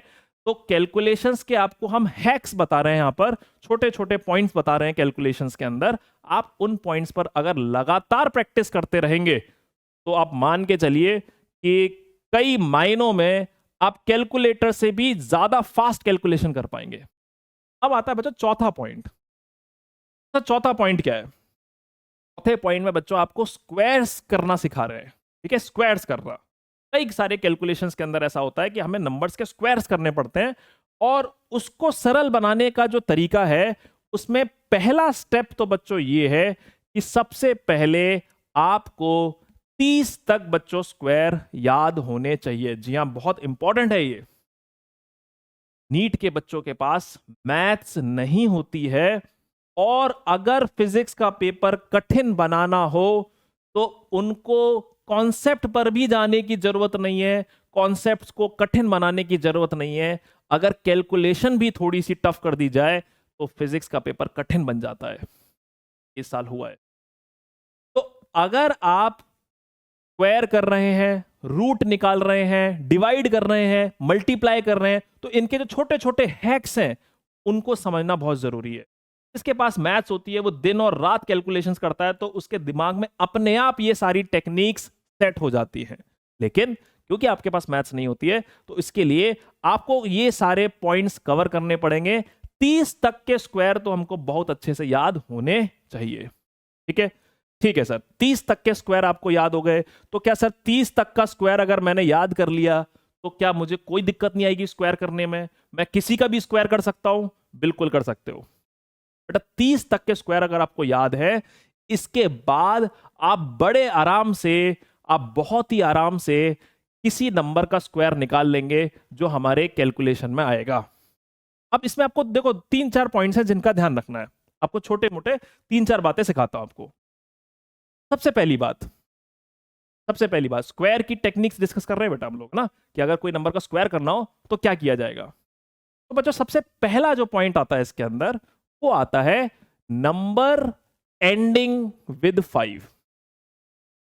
Number ending with 5। अगर मान लीजिए आपके पास एक ऐसी सिचुएशन आ गई जिसमें कि कैलकुलेशन करते वक्त आपको स्क्वायर करना पड़ रहा है, और वो जो नंबर है जिसका स्क्वायर करना पड़ रहा है वो नंबर 5 पे खत्म होता है, तो क्या करेंगे? एक बहुत सिंपल सी टेक्निक है, ध्यान से सीखिए। जैसे मान लो आपको बोला जाए कि भाई 35 का स्क्वायर करना है, 35 का स्क्वायर, तो कैसे करेंगे? तो बेटा देखो, 35 का अगर तुम्हें स्क्वायर करना है, सबसे पहले आप क्या करिए, 5 का स्क्वायर क्या होता है? 5 का स्क्वायर क्या होता है? 25 होता है सर। तो आपने पहले तो 25 लिख दिया। ठीक है, 5 का स्क्वायर क्या होता है? 25 होता है सर, तो आपने पहले 25 लिख दिया। इसके बाद ये जो डिजिट है बेटा, ये वाली जो डिजिट है, क्या है सर? ये 3। ये जो डिजिट है, इस डिजिट का एक हाइयर डिजिट सोचिए। जैसे कि 3 तो है ही, ठीक है, 3 तो है ही, एक हाइयर और सोचिए। 3 से ऊपर क्या आता है? 3 से ऊपर 4। तो बेटा ये इन दोनों को मल्टीप्लाई कर लो, 3 और 4 कितना आया? 12 आया। आप इसके आगे 12 और लगा दीजिए, खेल खत्म हो चुका है भैया। 35 का स्क्वायर 1225 होगा। बहुत मजेदार ट्रिक है बेटा ना। ये ऐसे छोटे छोटे पॉइंट्स हैं जो आपको कैलकुलेटर से भी फास्ट कर देगी। भाई कैलकुलेटर में भी आप इन वैल्यूज को पुट करेंगे, समय लगेगा। अगर आप इन चीजों के ऊपर दिनों रात प्रैक्टिस कर रहे हैं बेटा, आप देखते ही स्क्वायर रूट बता दोगे, देखते ही स्क्वायर कर दोगे। मल्टीप्लाई करते वक्त अगर आप फ्रैक्शंस के फॉर्म में सोचोगे, बड़े आसानी से मल्टीप्लाई कर दोगे। तो मैंने क्या बोला, दोबारा से बता रहा हूं। 35 का स्क्वायर करना है, कैसे किया 35 का स्क्वायर सर? 35 का स्क्वायर करने के लिए 5 लिया। 5 का स्क्वायर कितना होता है? 25 होता है। पीछे 25 लिख दिया। ये जो नंबर है मैंने यहां पर कितना लिख दिया? यहां पे 25 लिख दिया। इसके बाद जो ये 3 लिखा हुआ है, 3 से एक हाइयर डिजिट सोची। 3 से हाइयर डिजिट 4 होती है। 3 और 4 को मल्टीप्लाई करा और उसके सामने लिख दिया। ठीक है, जरा कैलकुलेटर साथ में निकाल लेते हैं, और आपको ये भरोसा दिलाने के लिए कि भैया जो हम कर रहे हैं बिल्कुल सही कर रहे हैं, और आप इसको वाकई अपने कैलकुलेशंस के अंदर कर सकते हैं। जरा कैलकुलेटर से देखिए, 35 को 2 बार मल्टीप्लाई करने पे कितना आ रहा है? 1225 आ रहा है। और जरा देखिए, एक और देखते हैं। मान लो आपको बोला जाए भैया 45 का स्क्वायर बताइए। इसका बताना है, 45 का स्क्वायर बताना है। तो 45 का स्क्वायर कैसे किया जाएगा? अगर आपसे पूछा जाए कि भाई 45 का स्क्वायर कैसे किया जाएगा, तो आपने फिर से वही टेक्निक लगाई। भाई 5 का स्क्वायर 25 होता है, 4 लिखा हुआ है, 4 से एक ऊपर नंबर सोचिए, 5 होता है, तो 4 और 5 को मल्टीप्लाई कर दीजिए, 20 आएगा। 20 आगे लगा दीजिए, आंसर आ गया 2025। आंसर आ गया 2025। देखिए यहां पे 45 इंटू 45 कितना आ रहा है भाई? कितना आ रहा है? 2025 आ रहा है सर। ठीक है, और देखिए जरा यहां पर, मान लो आपको बोले जाए कि भाई 55 का स्क्वायर निकालो। 55 का स्क्वायर निकालो। 55 का स्क्वायर कैसे निकालोगे? फिर से वापस से, पहले 5 का स्क्वायर। 5 का स्क्वायर कितना हुआ? 25। 5 का स्क्वायर कितना हुआ? 25। उसके बाद 5 लिखा हुआ है, 5 से एक हाइयर डिजिट 6, तो 5 और 6 5 और 6 कितना हो गया, 30 हो गया। तो इसका आंसर क्या आया बेटा, इसका आंसर आया 3025। 3025। वापस से कैलकुलेटर पे चेक करेंगे कि 55 का स्क्वायर कितना होता है, 55 का स्क्वायर 3025। मेरे को लगता है कि आप कैलकुलेटर से भी तेज सोच लोगे। अगर आप इस ट्रिक की ठीक ठाक प्रैक्टिस कर लें तो आप देखते ही उसका स्क्वायर क्या सोच पाएंगे कि नहीं सोच पाएंगे, बिल्कुल सोच पाएंगे। ठीक है, तो एक पॉइंट तो ये है, एक पॉइंट तो ये है कि अगर हमारे सामने कोई ऐसा नंबर आ जाए जो कि एंड कर रहा है 5 पर, तो मैं उसका स्क्वायर रूट बड़े आराम से निकाल सकता हूं। ठीक है, बड़े आराम से मैं उसका क्या कर सकता हूं, स्क्वायर निकाल सकता हूं। अब देखिए दूसरा पॉइंट, दूसरा पॉइंट ये भी बच्चों आपकी काफी हेल्प करने वाला है। 50 जो नंबर है बच्चा, है ना, कौन सा नंबर बोल रहा हूं, 50। तो अगर हमारे पास कोई ऐसा नंबर है जो 50 से ज्यादा है या फिर 50 से कम है, ध्यान से सुनिएगा क्या मामला है। अगर हमारे पास कोई ऐसा नंबर है जो 50 से ज्यादा है और 50 से कम है, बच्चों इसका स्क्वायर भी हम बड़े आराम से निकाल सकते हैं। एग्जाम्पल समझिए भाई ध्यान से। जैसे कि आपको बोला जाए कि भाई 52 का स्क्वायर निकालना है। किसका स्क्वायर निकालना है, 52 का स्क्वायर निकालना। तो कैसे निकालेंगे, ध्यान से समझना है ना। पहली वाली ट्रिक समझ में आ गई आपको, भाई ये वाली ट्रिक आपको समझ में आ गई कि जो नंबर 5 पे एंड हो रहा है उसको कैसे डील करेंगे। ठीक है, ये आप सीख चुके हैं। अब दूसरी चीज हम क्या सीख रहे हैं कि 50 से छोटा 50 से बड़ा अगर ऐसा कोई नंबर है उसका स्क्वायर निकालना है तो क्या करेंगे। तो अब अगर यहां पे आप देखें तो सबसे पहला काम आपको यह देखना है कि जो भी नंबर का स्क्वायर निकाल रहे हैं वो 50 से कितना ज्यादा है, कितना ज्यादा है। तो हमने बोला कि ये 50 से 2 ज्यादा है, 2। कितना ज्यादा है, 2 ज्यादा है। अब आपको क्या करना है, 2 का स्क्वायर कर देना है। 2 का स्क्वायर करना है। 2 का स्क्वायर करोगे कितना आएगा, 2 का स्क्वायर करेंगे तो 4 आएगा। आपको 2 डिजिट चाहिए होती है बच्चों, है ना, हमेशा याद रखिए 2 डिजिट चाहिए होती है। 4 है तो आप 4 न लिखिए, 04 लिखिए। कितना लिखिए, 04। अब इसके बाद क्या करना है, अब इसके बाद बच्चों ये 25 जो है, 25 में ये जो एक्स्ट्रा नंबर था इसको जोड़ दीजिए। कितना आएगा, 27। यही इसका आंसर है, यही इसका आंसर है। जादुई ट्रिक है बेटा ये ना, जादुई ट्रिक्स हैं ये, आपकी कैलकुलेशंस को जो है एकदम से जो है तूफानी कर देगी। बस प्रैक्टिस की जरूरत है। आपने अगर प्रैक्टिस अच्छी कर ली तो आपकी कैलकुलेशंस में आप देखेंगे कि एक रैपिड इंप्रूवमेंट देखने को मिलेगा। मैं दोबारा से समझा रहा हूं इसके अंदर क्या किया।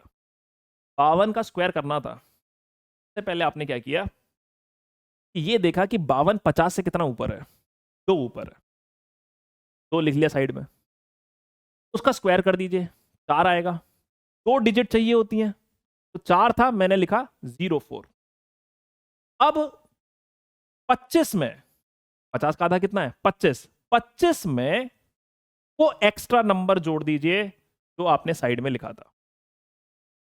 हो गया। एक और एग्जांपल देखिए, एक और एग्जांपल देखते हैं सर, और बढ़िया से बताइए। एक और एग्जांपल देखते हैं। जैसे मान लो 54 का स्क्वायर करना है, इसका स्क्वायर करना है, 54 का स्क्वायर करना है।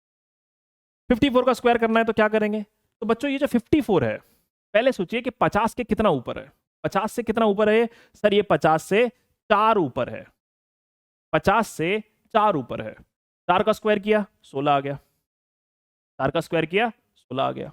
ठीक है सर, अब क्या करना है, 25 में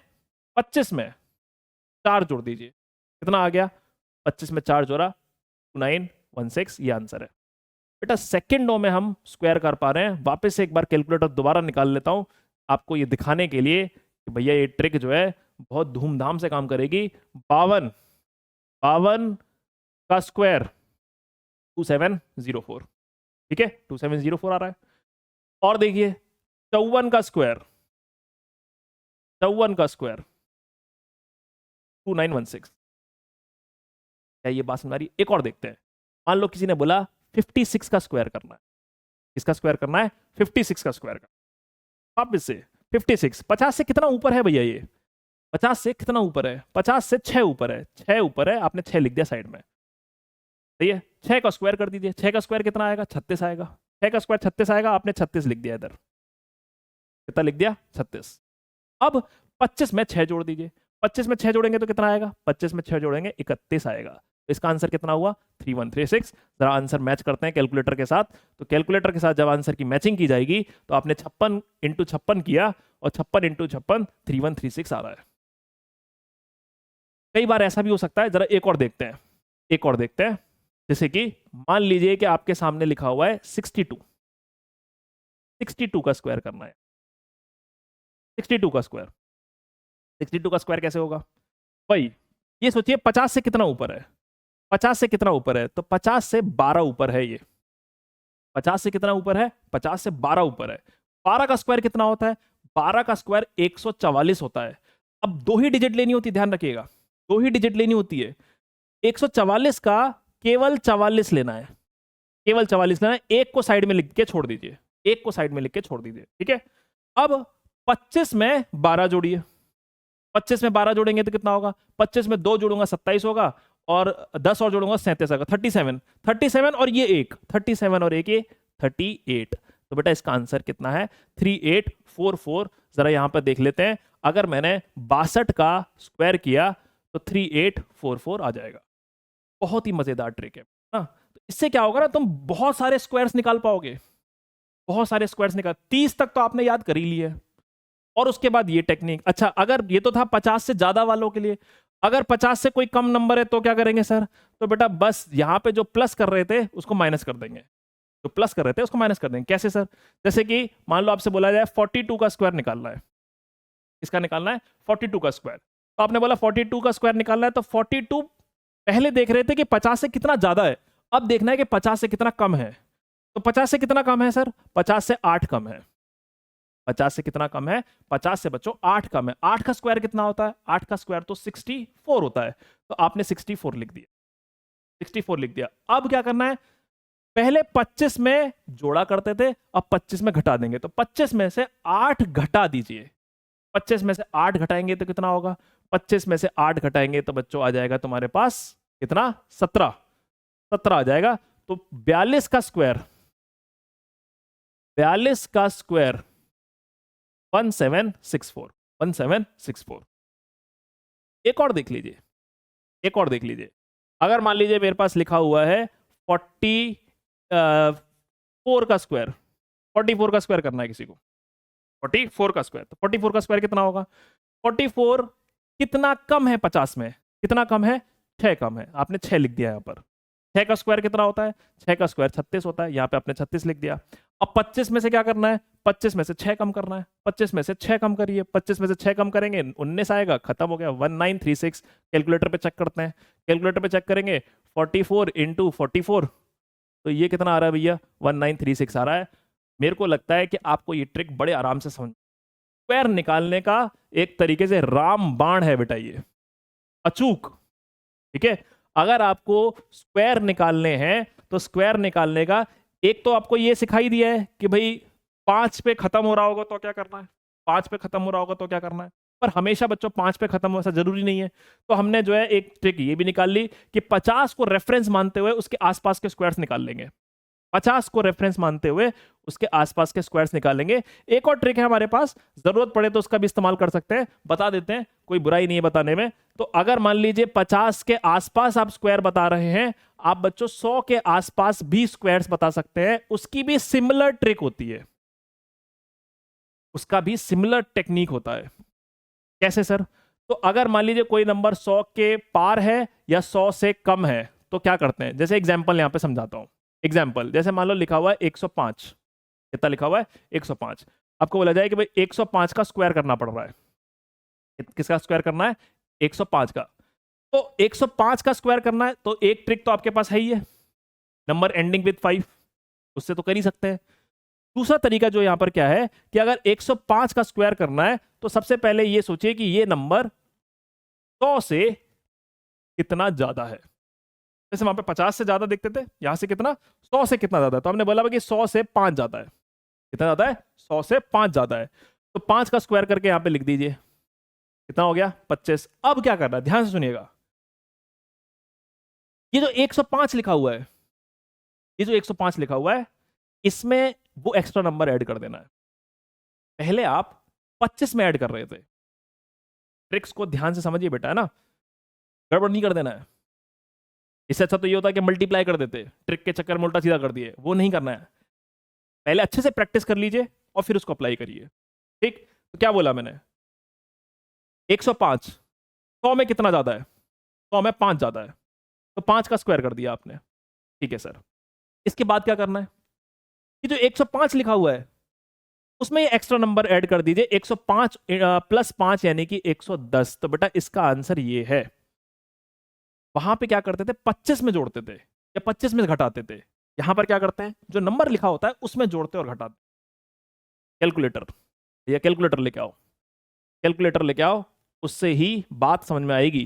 जरा देखिए 105, तो बेटा 105 इंटू 105 11025, 11025। एक और एग्जांपल, एक और एग्जांपल देखिए, 107 का स्क्वायर करना है।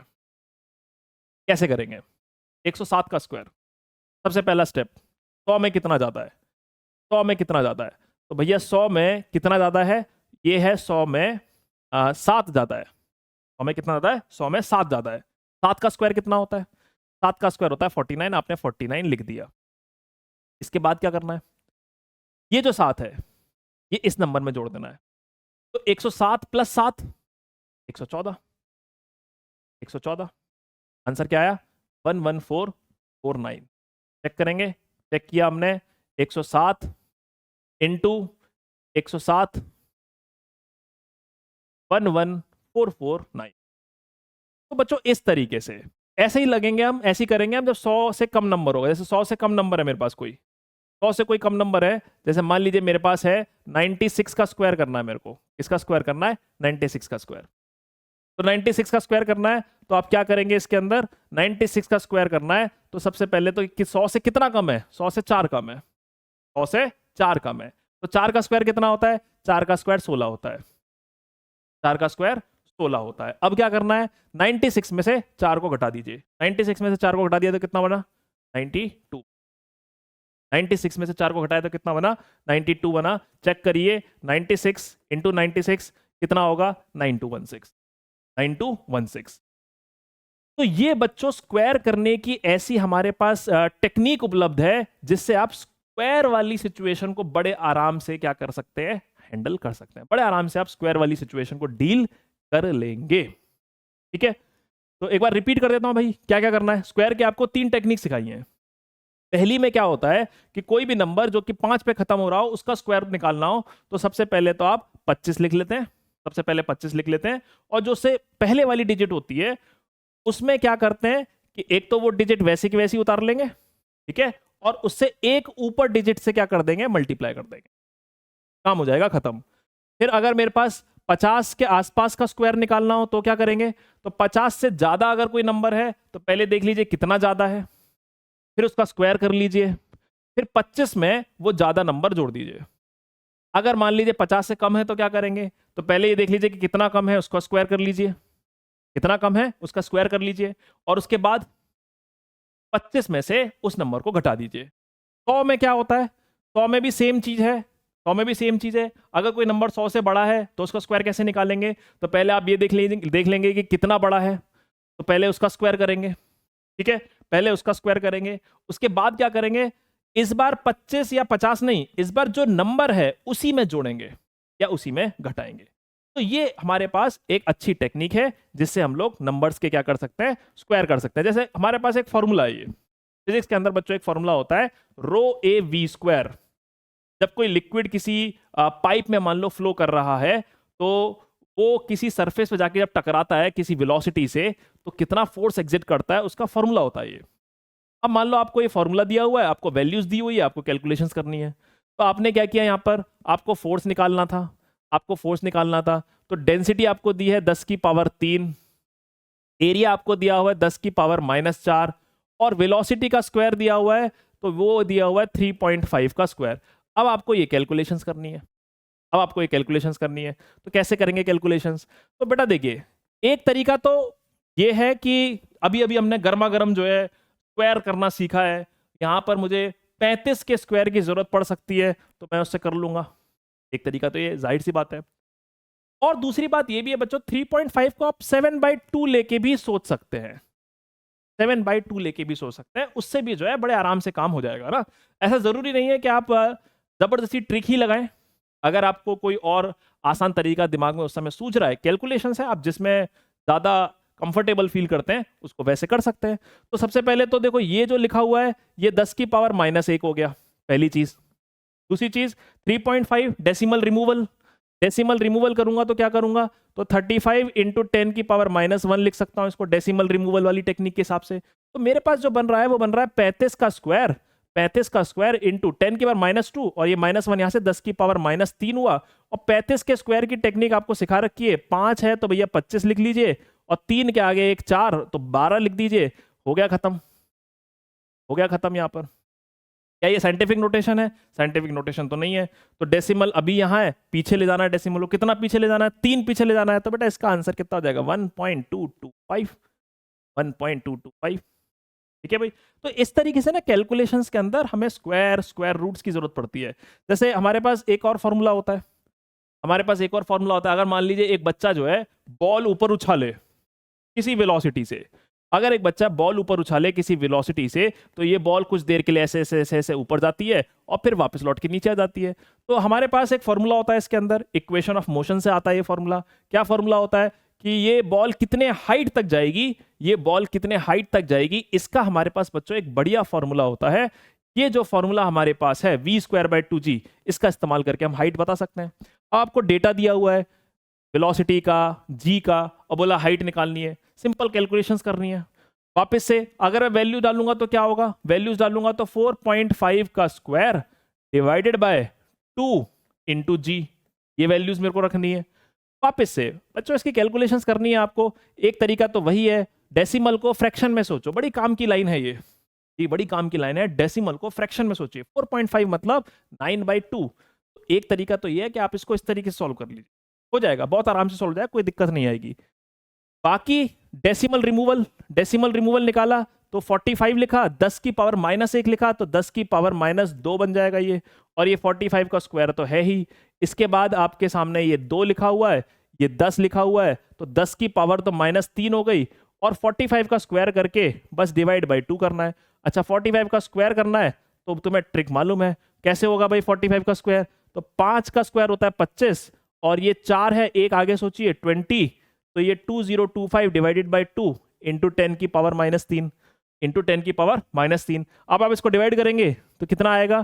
तो भैया 2 1 जा 2 0, 2 1 जा 2, फिर उसके बाद 2 2 जा 4, तो ये आ रहा है। क्या ये हमारे पास इसके अंदर क्या ये साइंटिफिक नोटेशन है? बिल्कुल साइंटिफिक नोटेशन। ये डेसिमल को पीछे ले जाना पड़ेगा। तो मेरा आंसर बच्चों इसका क्या आ रहा है? ये आ रहा है 1.0125।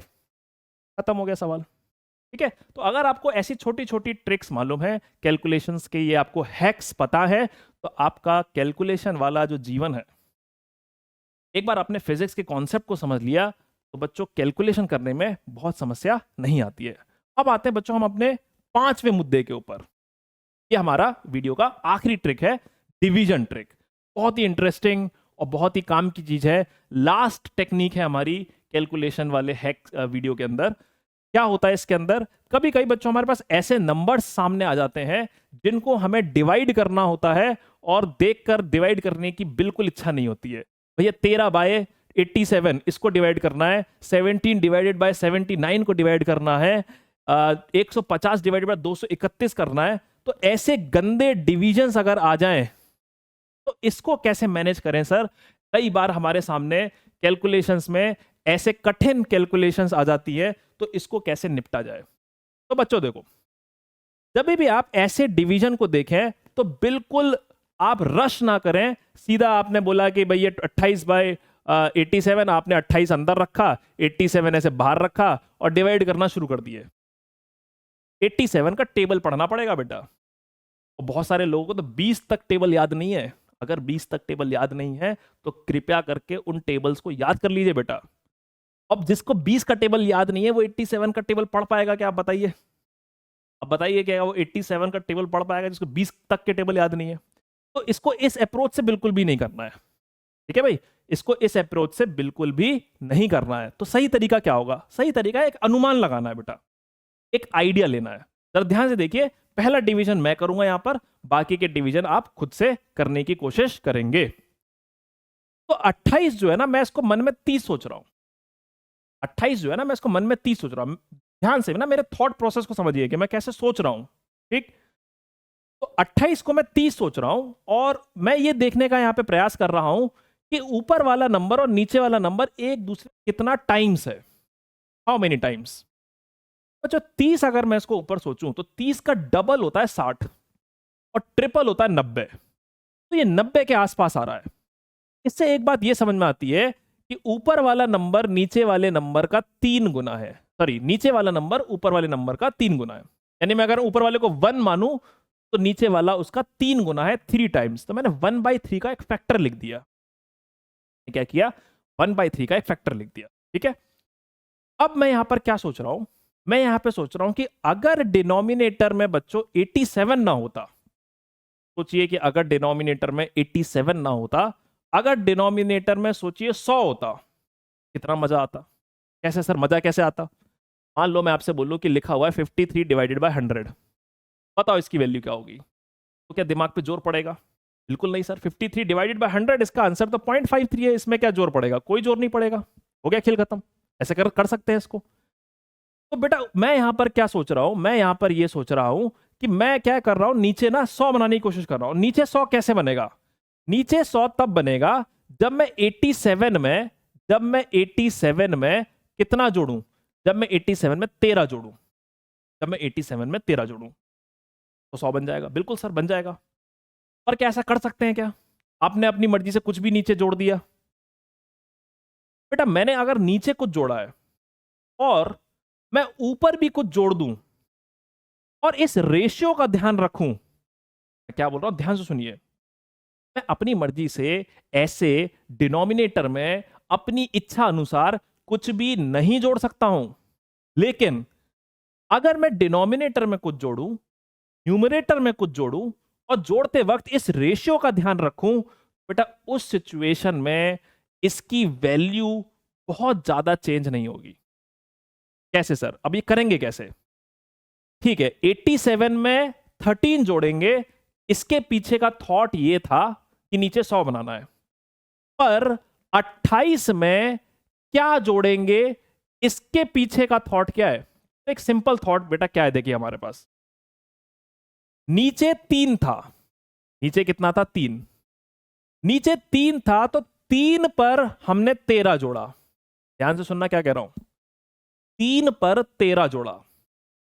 अगर 3 पर 13 जोड़ा है तो 1 पर कितना जोड़ेंगे? यूनिटरी मेथड के हिसाब से सोचिए बेटा, यूनिटरी मेथड के हिसाब से सोचिए। अगर 4 पेंसिल 20 रुपए की तो 1 पेंसिल कितनी? 20 डिवाइडेड बाय 4। बिल्कुल वैसे ही 3 पर 13 जोड़ा है तो 1 पर कितना जोड़ेंगे? तो डिवाइड करोगे इसको तो कितना आएगा? लगभग लगभग 4। लगभग लगभग 4। तो 1 पर कितना जोड़ेंगे? 3 पर आपने 13 जोड़ा है तो 1 पर लगभग लगभग कितना जोड़ा जाएगा भैया? तो 1 पर लगभग लगभग 4 जोड़ा जाएगा। और जब 4 जोड़ेंगे तो यानी कि ऊपर 4 जोड़ेंगे तो मेरे सामने क्या सिचुएशन आएगी? ऊपर बन जाएगा 32, नीचे बन गया है 100। तो इसकी वैल्यू बच्चों अप्रोक्सीमेटली 0.32 होनी चाहिए। कैलकुलेटर महाराज को लेके आते हैं, कैलकुलेटर महाराज को लेके आते हैं, वही पुष्टि करेंगे कि भैया ये जो आप कांड कर रहे हैं क्या ये ठीक बैठ रहा है कि नहीं बैठ रहा है। तो जरा ध्यान से देखिए हमने किया क्या यहां पे, किन दो नंबर्स को डिवाइड किया था? 28। ठीक है, 28 डिवाइडेड बाय 87 क्या आया? 0.32। 0.3218, 0.32 से हमारा काम चल जाएगा।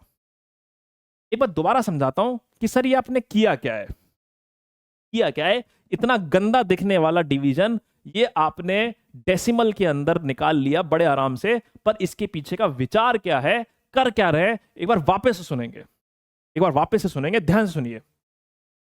सबसे पहले मैंने इस डिवीजन को देखा और ये अनुमान लगाने की कोशिश की कि ये कितना टाइम्स है। लगभग लगभग 28 था, गंदा लग रहा था देखने में, तो मैंने 28 नहीं सोचा, मन में 30 सोच ली। 30 का दुगना किया 60 आया, 3 गुना किया 90 आया, 90 के पास है ये। तो मुझे ये फ्रैक्शन पता चल गया कि नीचे वाली संख्या ऊपर वाली संख्या के 3 गुना है, तो अगर ऊपर 1 है तो नीचे 3 है। एक फ्रैक्शन हमको मिल गया। ठीक है सर। इसके बाद मैंने क्या किया, मैंने यहां पे 87 को 100 बनाने की कोशिश की। 87 को कितना बनाने की कोशिश की? 87 को बच्चों 100 बनाने की मैंने यहां पे कोशिश की। अब जब मैंने 87 को 100 बनाने की कोशिश की तो मैंने यहां पे 13 जोड़ दिया 87 में। लेकिन मैं ऐसा नहीं कर सकता हूं कि मैंने कुछ भी जोड़ के काम कर दिया। अगर मैंने नीचे डिनोमिनेटर में कुछ जोड़ा है तो मुझे कुछ न्यूमरेटर में भी जोड़ना चाहिए, पर न्यूमरेटर में कितना जोड़े ये कैसे पता चलेगा? ये रेशियो काम आएगा। नीचे 3 था तो 3 पर आपने 13 जोड़ा। अगर 3 पर 13 जोड़ा तो ऊपर तो 1 है, ऊपर कितना जोड़ेंगे? 3 पर 13 जोड़ा तो 1 पे कितना जोड़ा? डिवाइड 13 डिवाइड बाय 3, तो लगभग लगभग 4 आया। पर मैंने 4 जोड़ा। 4 जोड़ने के बाद सॉल्व किया, खेल खत्म हो गया। क्या ये टेक्निक समझ में आई आपको? जरा यहां पर आप यही टेक्निक लगाइए इसके अंदर लगाइए, तो इसके अंदर देखिए क्या होगा। 13 डिवाइडेड बाय 87 दिया हुआ है। ठीक है, तो क्या करेंगे इसके अंदर? सबसे पहले यह अनुमान लगाइए कि ऊपर वाली संख्या से कितना हम मल्टीप्लाई करें कि नीचे वाली संख्या के हम आसपास पहुंच चुके हैं। तो 13 का टेबल पढ़िए मन में। तो 13 का टेबल जब आप पढ़ेंगे तो मेरे को लग रहा है कि 13 7 जा 91 होता है बेटा। 13 7 जा 91 होता है, 91 के आसपास है। इसका मतलब अगर ऊपर 1 है तो नीचे 7 है। ऊपर 1 है तो नीचे कितना है? नीचे 7 है। अब इसको 100 बनाने के लिए क्या करें? इसको 100 बनाने के लिए क्या करें? इसको 100 बनाने के लिए आपने वापस से सेम काम किया कि भाई इसमें 13 जोड़ दीजिए। अगर नीचे 13 जोड़ा है तो ऊपर कितना जोड़ना चाहिए? तो वही हिसाब दोबारा से लगेगा कि भैया ये 7 था तो 7 के सामने आप 13 जोड़ रहे हैं। 7 के सामने 13 जोड़ रहे हैं तो बताइए कि 1 के सामने लगभग लगभग कितना जोड़ेंगे? तो 7 दूनी 14 हो जाता है, 14 के आसपास ये, तो लगभग मैं 2 जोड़ दूंगा तो काम बन जाएगा। तो 13 में ऊपर हमने 2 जोड़ दिया। इससे क्या हुआ? ऊपर बन गया 15, नीचे बन गया 100। बड़ा मजा आया, खेल खत्म हो गया। 0.15 आ रहा है भाई इसका आंसर। कैलकुलेटर साहब चेक करिए क्या आंसर आ रहा है इसका। यदि मैं यहाँ पे कैलकुलेटर को मैच कराता हूं, यहाँ पे कैलकुलेटर की वैल्यू को, तो 13 को आपको बच्चों को डिवाइड करना है किससे? 87 से डिवाइड करना है। तो ये मुझे बता रहा है 0.149 बता रहा है बच्चों ना। ये बता रहा है 0.149, 0.149 मतलब 0.15 से हमारा काम चल जाएगा। क्या आप सीख पा रहे हैं कि किस तरीके से काम हो रहा है? एक और देखिए, 17 डिवाइडेड बाय 79 आ गया। तो कितना टाइम्स है? मन में पढ़िए, टेबल पढ़िए 17 का। तो 17 4 जा 68 होता है और 17 5 जा 85 होता है। 85 के नजदीक है, 85 के नजदीक है, यानी ऊपर 1 नीचे 5, ऊपर 1 नीचे 5। सही है, बिल्कुल सही है सर। बनाइए भाई, इसको 100 बनाइए, इसको 100 बनाइए। तो 79 प्लस कितना करूं? प्लस 21 कर दूंगा तो काम हो जाएगा। बताओ, प्लस 21 करूंगा तो काम हो जाएगा। अब आपने क्या किया है? 5 के सामने 21 जोड़ा है।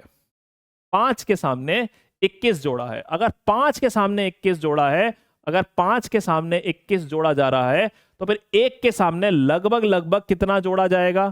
तो लगभग लगभग 4। 5 4 जा 20। ऊपर अगर 4 जोड़ दें तो 17 में ऊपर हमने 4 जोड़ दिया, तो 17 में 4 जोड़ेंगे तो कितना बैठेगा भाई? 17 में 4 जोड़ेंगे 21 बैठेगा। 21 डिवाइडेड बाय 100, तो बेटा ये वैल्यू मेरे पास आएगी 0.21 के आसपास। 0.21 के आसपास ये वैल्यू आनी चाहिए। कैलकुलेटर से वापस से चेक करके देखते हैं कि 17 को यदि आप डिवाइड करेंगे 79 से तो कितना आएगा? कैलकुलेटर कह रहा है 0.215 आएगा। 0.215 आएगा। हमारा कितना आ रहा है भाई? हमारा 0.21 आ रहा है। कोई बुराई नहीं है, बिल्कुल ठीक है, काम चल जाएगा। तो ये जो बच्चों मैं कैलकुलेशन के अंदर डिवीजन में आपको सिखा रहा हूं, तो ये एक तरीके से आपको कैलकुलेशन में थोड़ा क्विक रिस्पॉन्स देने में हेल्प करेगा। आपके सामने ऑप्शंस हैं, ठीक है, आपके सामने ऑप्शंस हैं। तो जब आप इस तरीके सोचेंगे कि कितना गुना है, थोड़ा बहुत एडजस्टमेंट करेंगे न्यूमरेटर डिनोमिनेटर्स को, तो आपको बहुत जल्दी आंसर मिलेगा। अब सर हमेशा क्या ऐसा जरूरी है? क्या हमेशा जरूरी है कि नीचे ऐसा नंबर है जो 100 के आसपास है? कुछ भी तो हो सकता है। जी हाँ, कुछ भी हो सकता है, कुछ भी हो सकता है। और क्या हमेशा ऐसा जरूरी है कि ऊपर वाला नंबर नीचे वाले नंबर के मल्टीप्लायर के आसपास ही निकल जाए? ऐसा भी कोई जरूरी नहीं है, बिल्कुल सही बात है। तो अगर मान लीजिए कुछ ऐसा गंदा सा कुछ और आ जाए जिसमें आपका हिसाब किताब नहीं बैठ रहा है, तो वहां पे थोड़ा सा आपको और अनुमान लगाना आना चाहिए। जरा मैं इसको समझा देता हूं एक बार और, तो आपको थोड़ा और अच्छे से क्लैरिटी आएगी कि जो डिवाइड हो रहे हैं ना, इनको डिवाइड को कैसे मैनेज किया जाता है। जैसे कि बच्चों यहां पर लिखा हुआ है 150 और यहां पे लिखा हुआ है 231। 150 का अगर मैं डबल करता हूं तो बच्चों वो 300 आ जाता है। और अगर हम ये कहें कि 231 300 के पास है, तो ये बात तो बहुत ज्यादा सही नहीं लग रही है। अगर हम उस रास्ते पे चले गए तो जो हमारा रिजल्ट आएगा वो असल रिजल्ट से बहुत ज्यादा भटक जाएगा। तो डबल तो नहीं है, ठीक है भाई, डबल का फैक्टर नहीं आ रहा है। तो एक काम करते हैं कि 2 टाइम्स ना लेकर 1.5 टाइम्स सोचिए। 1.5 डेढ़ सोचिए, डेढ़। अगर मैं 150 का 1.5 लेता हूं, 1.5 टाइम्स, वो बच्चों 225 आ रहा है। और 225 के तो ये बहुत नजदीक है। तो इस बार मैं ये कहूंगा कि ऊपर वाला नंबर अगर 1 है तो नीचे वाला नंबर 1.5 है। कितना है? 1.5। कभी कभी हमको इस तरीके का हिसाब किताब भी लगाना पड़ सकता है। अब आप सोचेंगे कि सर मैं कैसे सोच पाऊंगा कि ये 1.5 है? तो बेटा यही बात हम बार बार शुरू से कह रहे हैं कि कैलकुलेशंस जो फास्ट होंगी ना, वो तेरी प्रैक्टिस से फास्ट होगी। Maths require practice. आपने जितनी अच्छी प्रैक्टिस कर रही होगी, आप देखते ही समझ जाएंगे कि भाई ये 1.5 गुना है, ये 2 गुना है, ये 2.5 गुना है, ये 3.5 गुना है। ठीक, उसके लिए अपने को प्रैक्टिस चाहिए। अब अगर आपने इसको 1.5 बोला है तो 1.5 क्या होता है? 1.5 तो सर होता है 3/2। 1.5 कितना होता है? 3/2। ठीक है, तो इसको मैं क्या लिख सकता हूं? इसको मैं 2/3 लिख सकता हूं। अब यहां पर क्या करें? 231 लिखा हुआ है, तो क्या इसको जोड़कर डायरेक्ट 300 पहुंचा दें? नहीं, बहुत ज्यादा ऐसा काम नहीं करना है। आप कोई नियरेस्ट नंबर देख लीजिए जिससे डिवाइड करने में आप कंफर्टेबल हो, जिससे डिवाइड करने में आप कंफर्टेबल हो। तो मैं यहां पर ये सोच रहा हूं कि मुझे 25 का टेबल आता है, 25 का टेबल मेरे को आता है, तो मैं 231 को 250 बनाने की कोशिश करता हूं। नीचे क्या बनाने की कोशिश कर रहा हूं? 250। 250 कैसे बनेगा ये? 250 बनाने के लिए आपको 231 में 19 जोड़ने पड़ेंगे। ठीक है सर, 19 जोड़ने पड़ेंगे। पर सर अगर नीचे 19 जोड़ा है तो ऊपर 150 में क्या जोड़ूं जिससे कि बात बन जाए? अब इसका पता लगाना है। तो सिंपल सी बात है, नीचे 3 था तो 3 के सामने आपने 19 जोड़ा। 3 के सामने 19 जोड़ दिया आपने, 3 के सामने। तो फिर 1 के सामने कितना जोड़ा होगा? लगभग लगभग 1 के सामने, तो 3 6 18, लगभग लगभग 6। लेकिन ऊपर इस बार 1 नहीं है, ऊपर 2 है। ऊपर 2 है तो 1 के सामने 6 जोड़ा है, तो 2 के सामने 12 जोड़ना पड़ेगा। 2 के सामने कितना जोड़ना पड़ेगा? 12 जोड़ना पड़ेगा। पर हमको 12 जोड़ना पड़ेगा। ऐसा जब मैं करूंगा तो बच्चों ऊपर आएगा 162 और नीचे आएगा 250। 162 और 250। अब इस जीरो को थोड़ा अलग रखिए, इस जीरो को अलग रखिए। आप 25 से इसको डिवाइड कर दीजिए। 25 का टेबल मुझे आता था, इसलिए बच्चों मैंने यहाँ पे 250 बनाने की कोशिश की। ठीक है, तो 25 से अगर मैं इसको डिवाइड करता हूं, 25 6 जो होता है वो 150 होता है। 25 6 150 आएगा। 150 अगर आ गया, 6 पॉइंट समथिंग जाएगा कुछ। अच्छा, नीचे जीरो भी लिखा हुआ है, नीचे जीरो भी लिखा हुआ है, तो एक डेसिमल पीछे चली जाएगी। तो ये बच्चों वैल्यू लगभग लगभग 0.6 के आसपास आने वाली है। कितनी आने वाली है? 0.6 के आसपास। कैलकुलेटर महाराज से जो है एक बार वापस से चेक करवा लेते हैं कि क्या हम सही रास्ते पे चल रहे हैं या नहीं चल रहे हैं। तो 150 डिवाइडेड बाय 231, तो ये 0.64 कह रहा है। 0.64 कह रहा है। हमने एक ही डेसिमल तक प्रेडिक्ट किया है, 0.6 तक हमारा काम चल जाएगा। तो आई होप बच्चों ये जो वीडियो है, आपने इस वीडियो के अंदर कई सारी कैलकुलेशंस की जो छोटी छोटी बातें हैं, तो कैलकुलेशंस आप जिस तरीके से पहले किया करते थे, आई होप इस वीडियो के बाद आप अपने कैलकुलेशंस करने के तरीके में कुछ परिवर्तन लेके आएंगे। और बहुत अच्छी प्रैक्टिस के बाद मुझे पूरा भरोसा है कि आपकी कैलकुलेशन बच्चों पहले की तुलना में काफी अच्छी हो जाएगी। तो बस आज की वीडियो के लिए बच्चों इतना ही था। अगली वीडियो में किसी अगले कॉन्सेप्ट के साथ दोबारा मुलाकात होगी। तब तक के लिए बहुत बहुत धन्यवाद।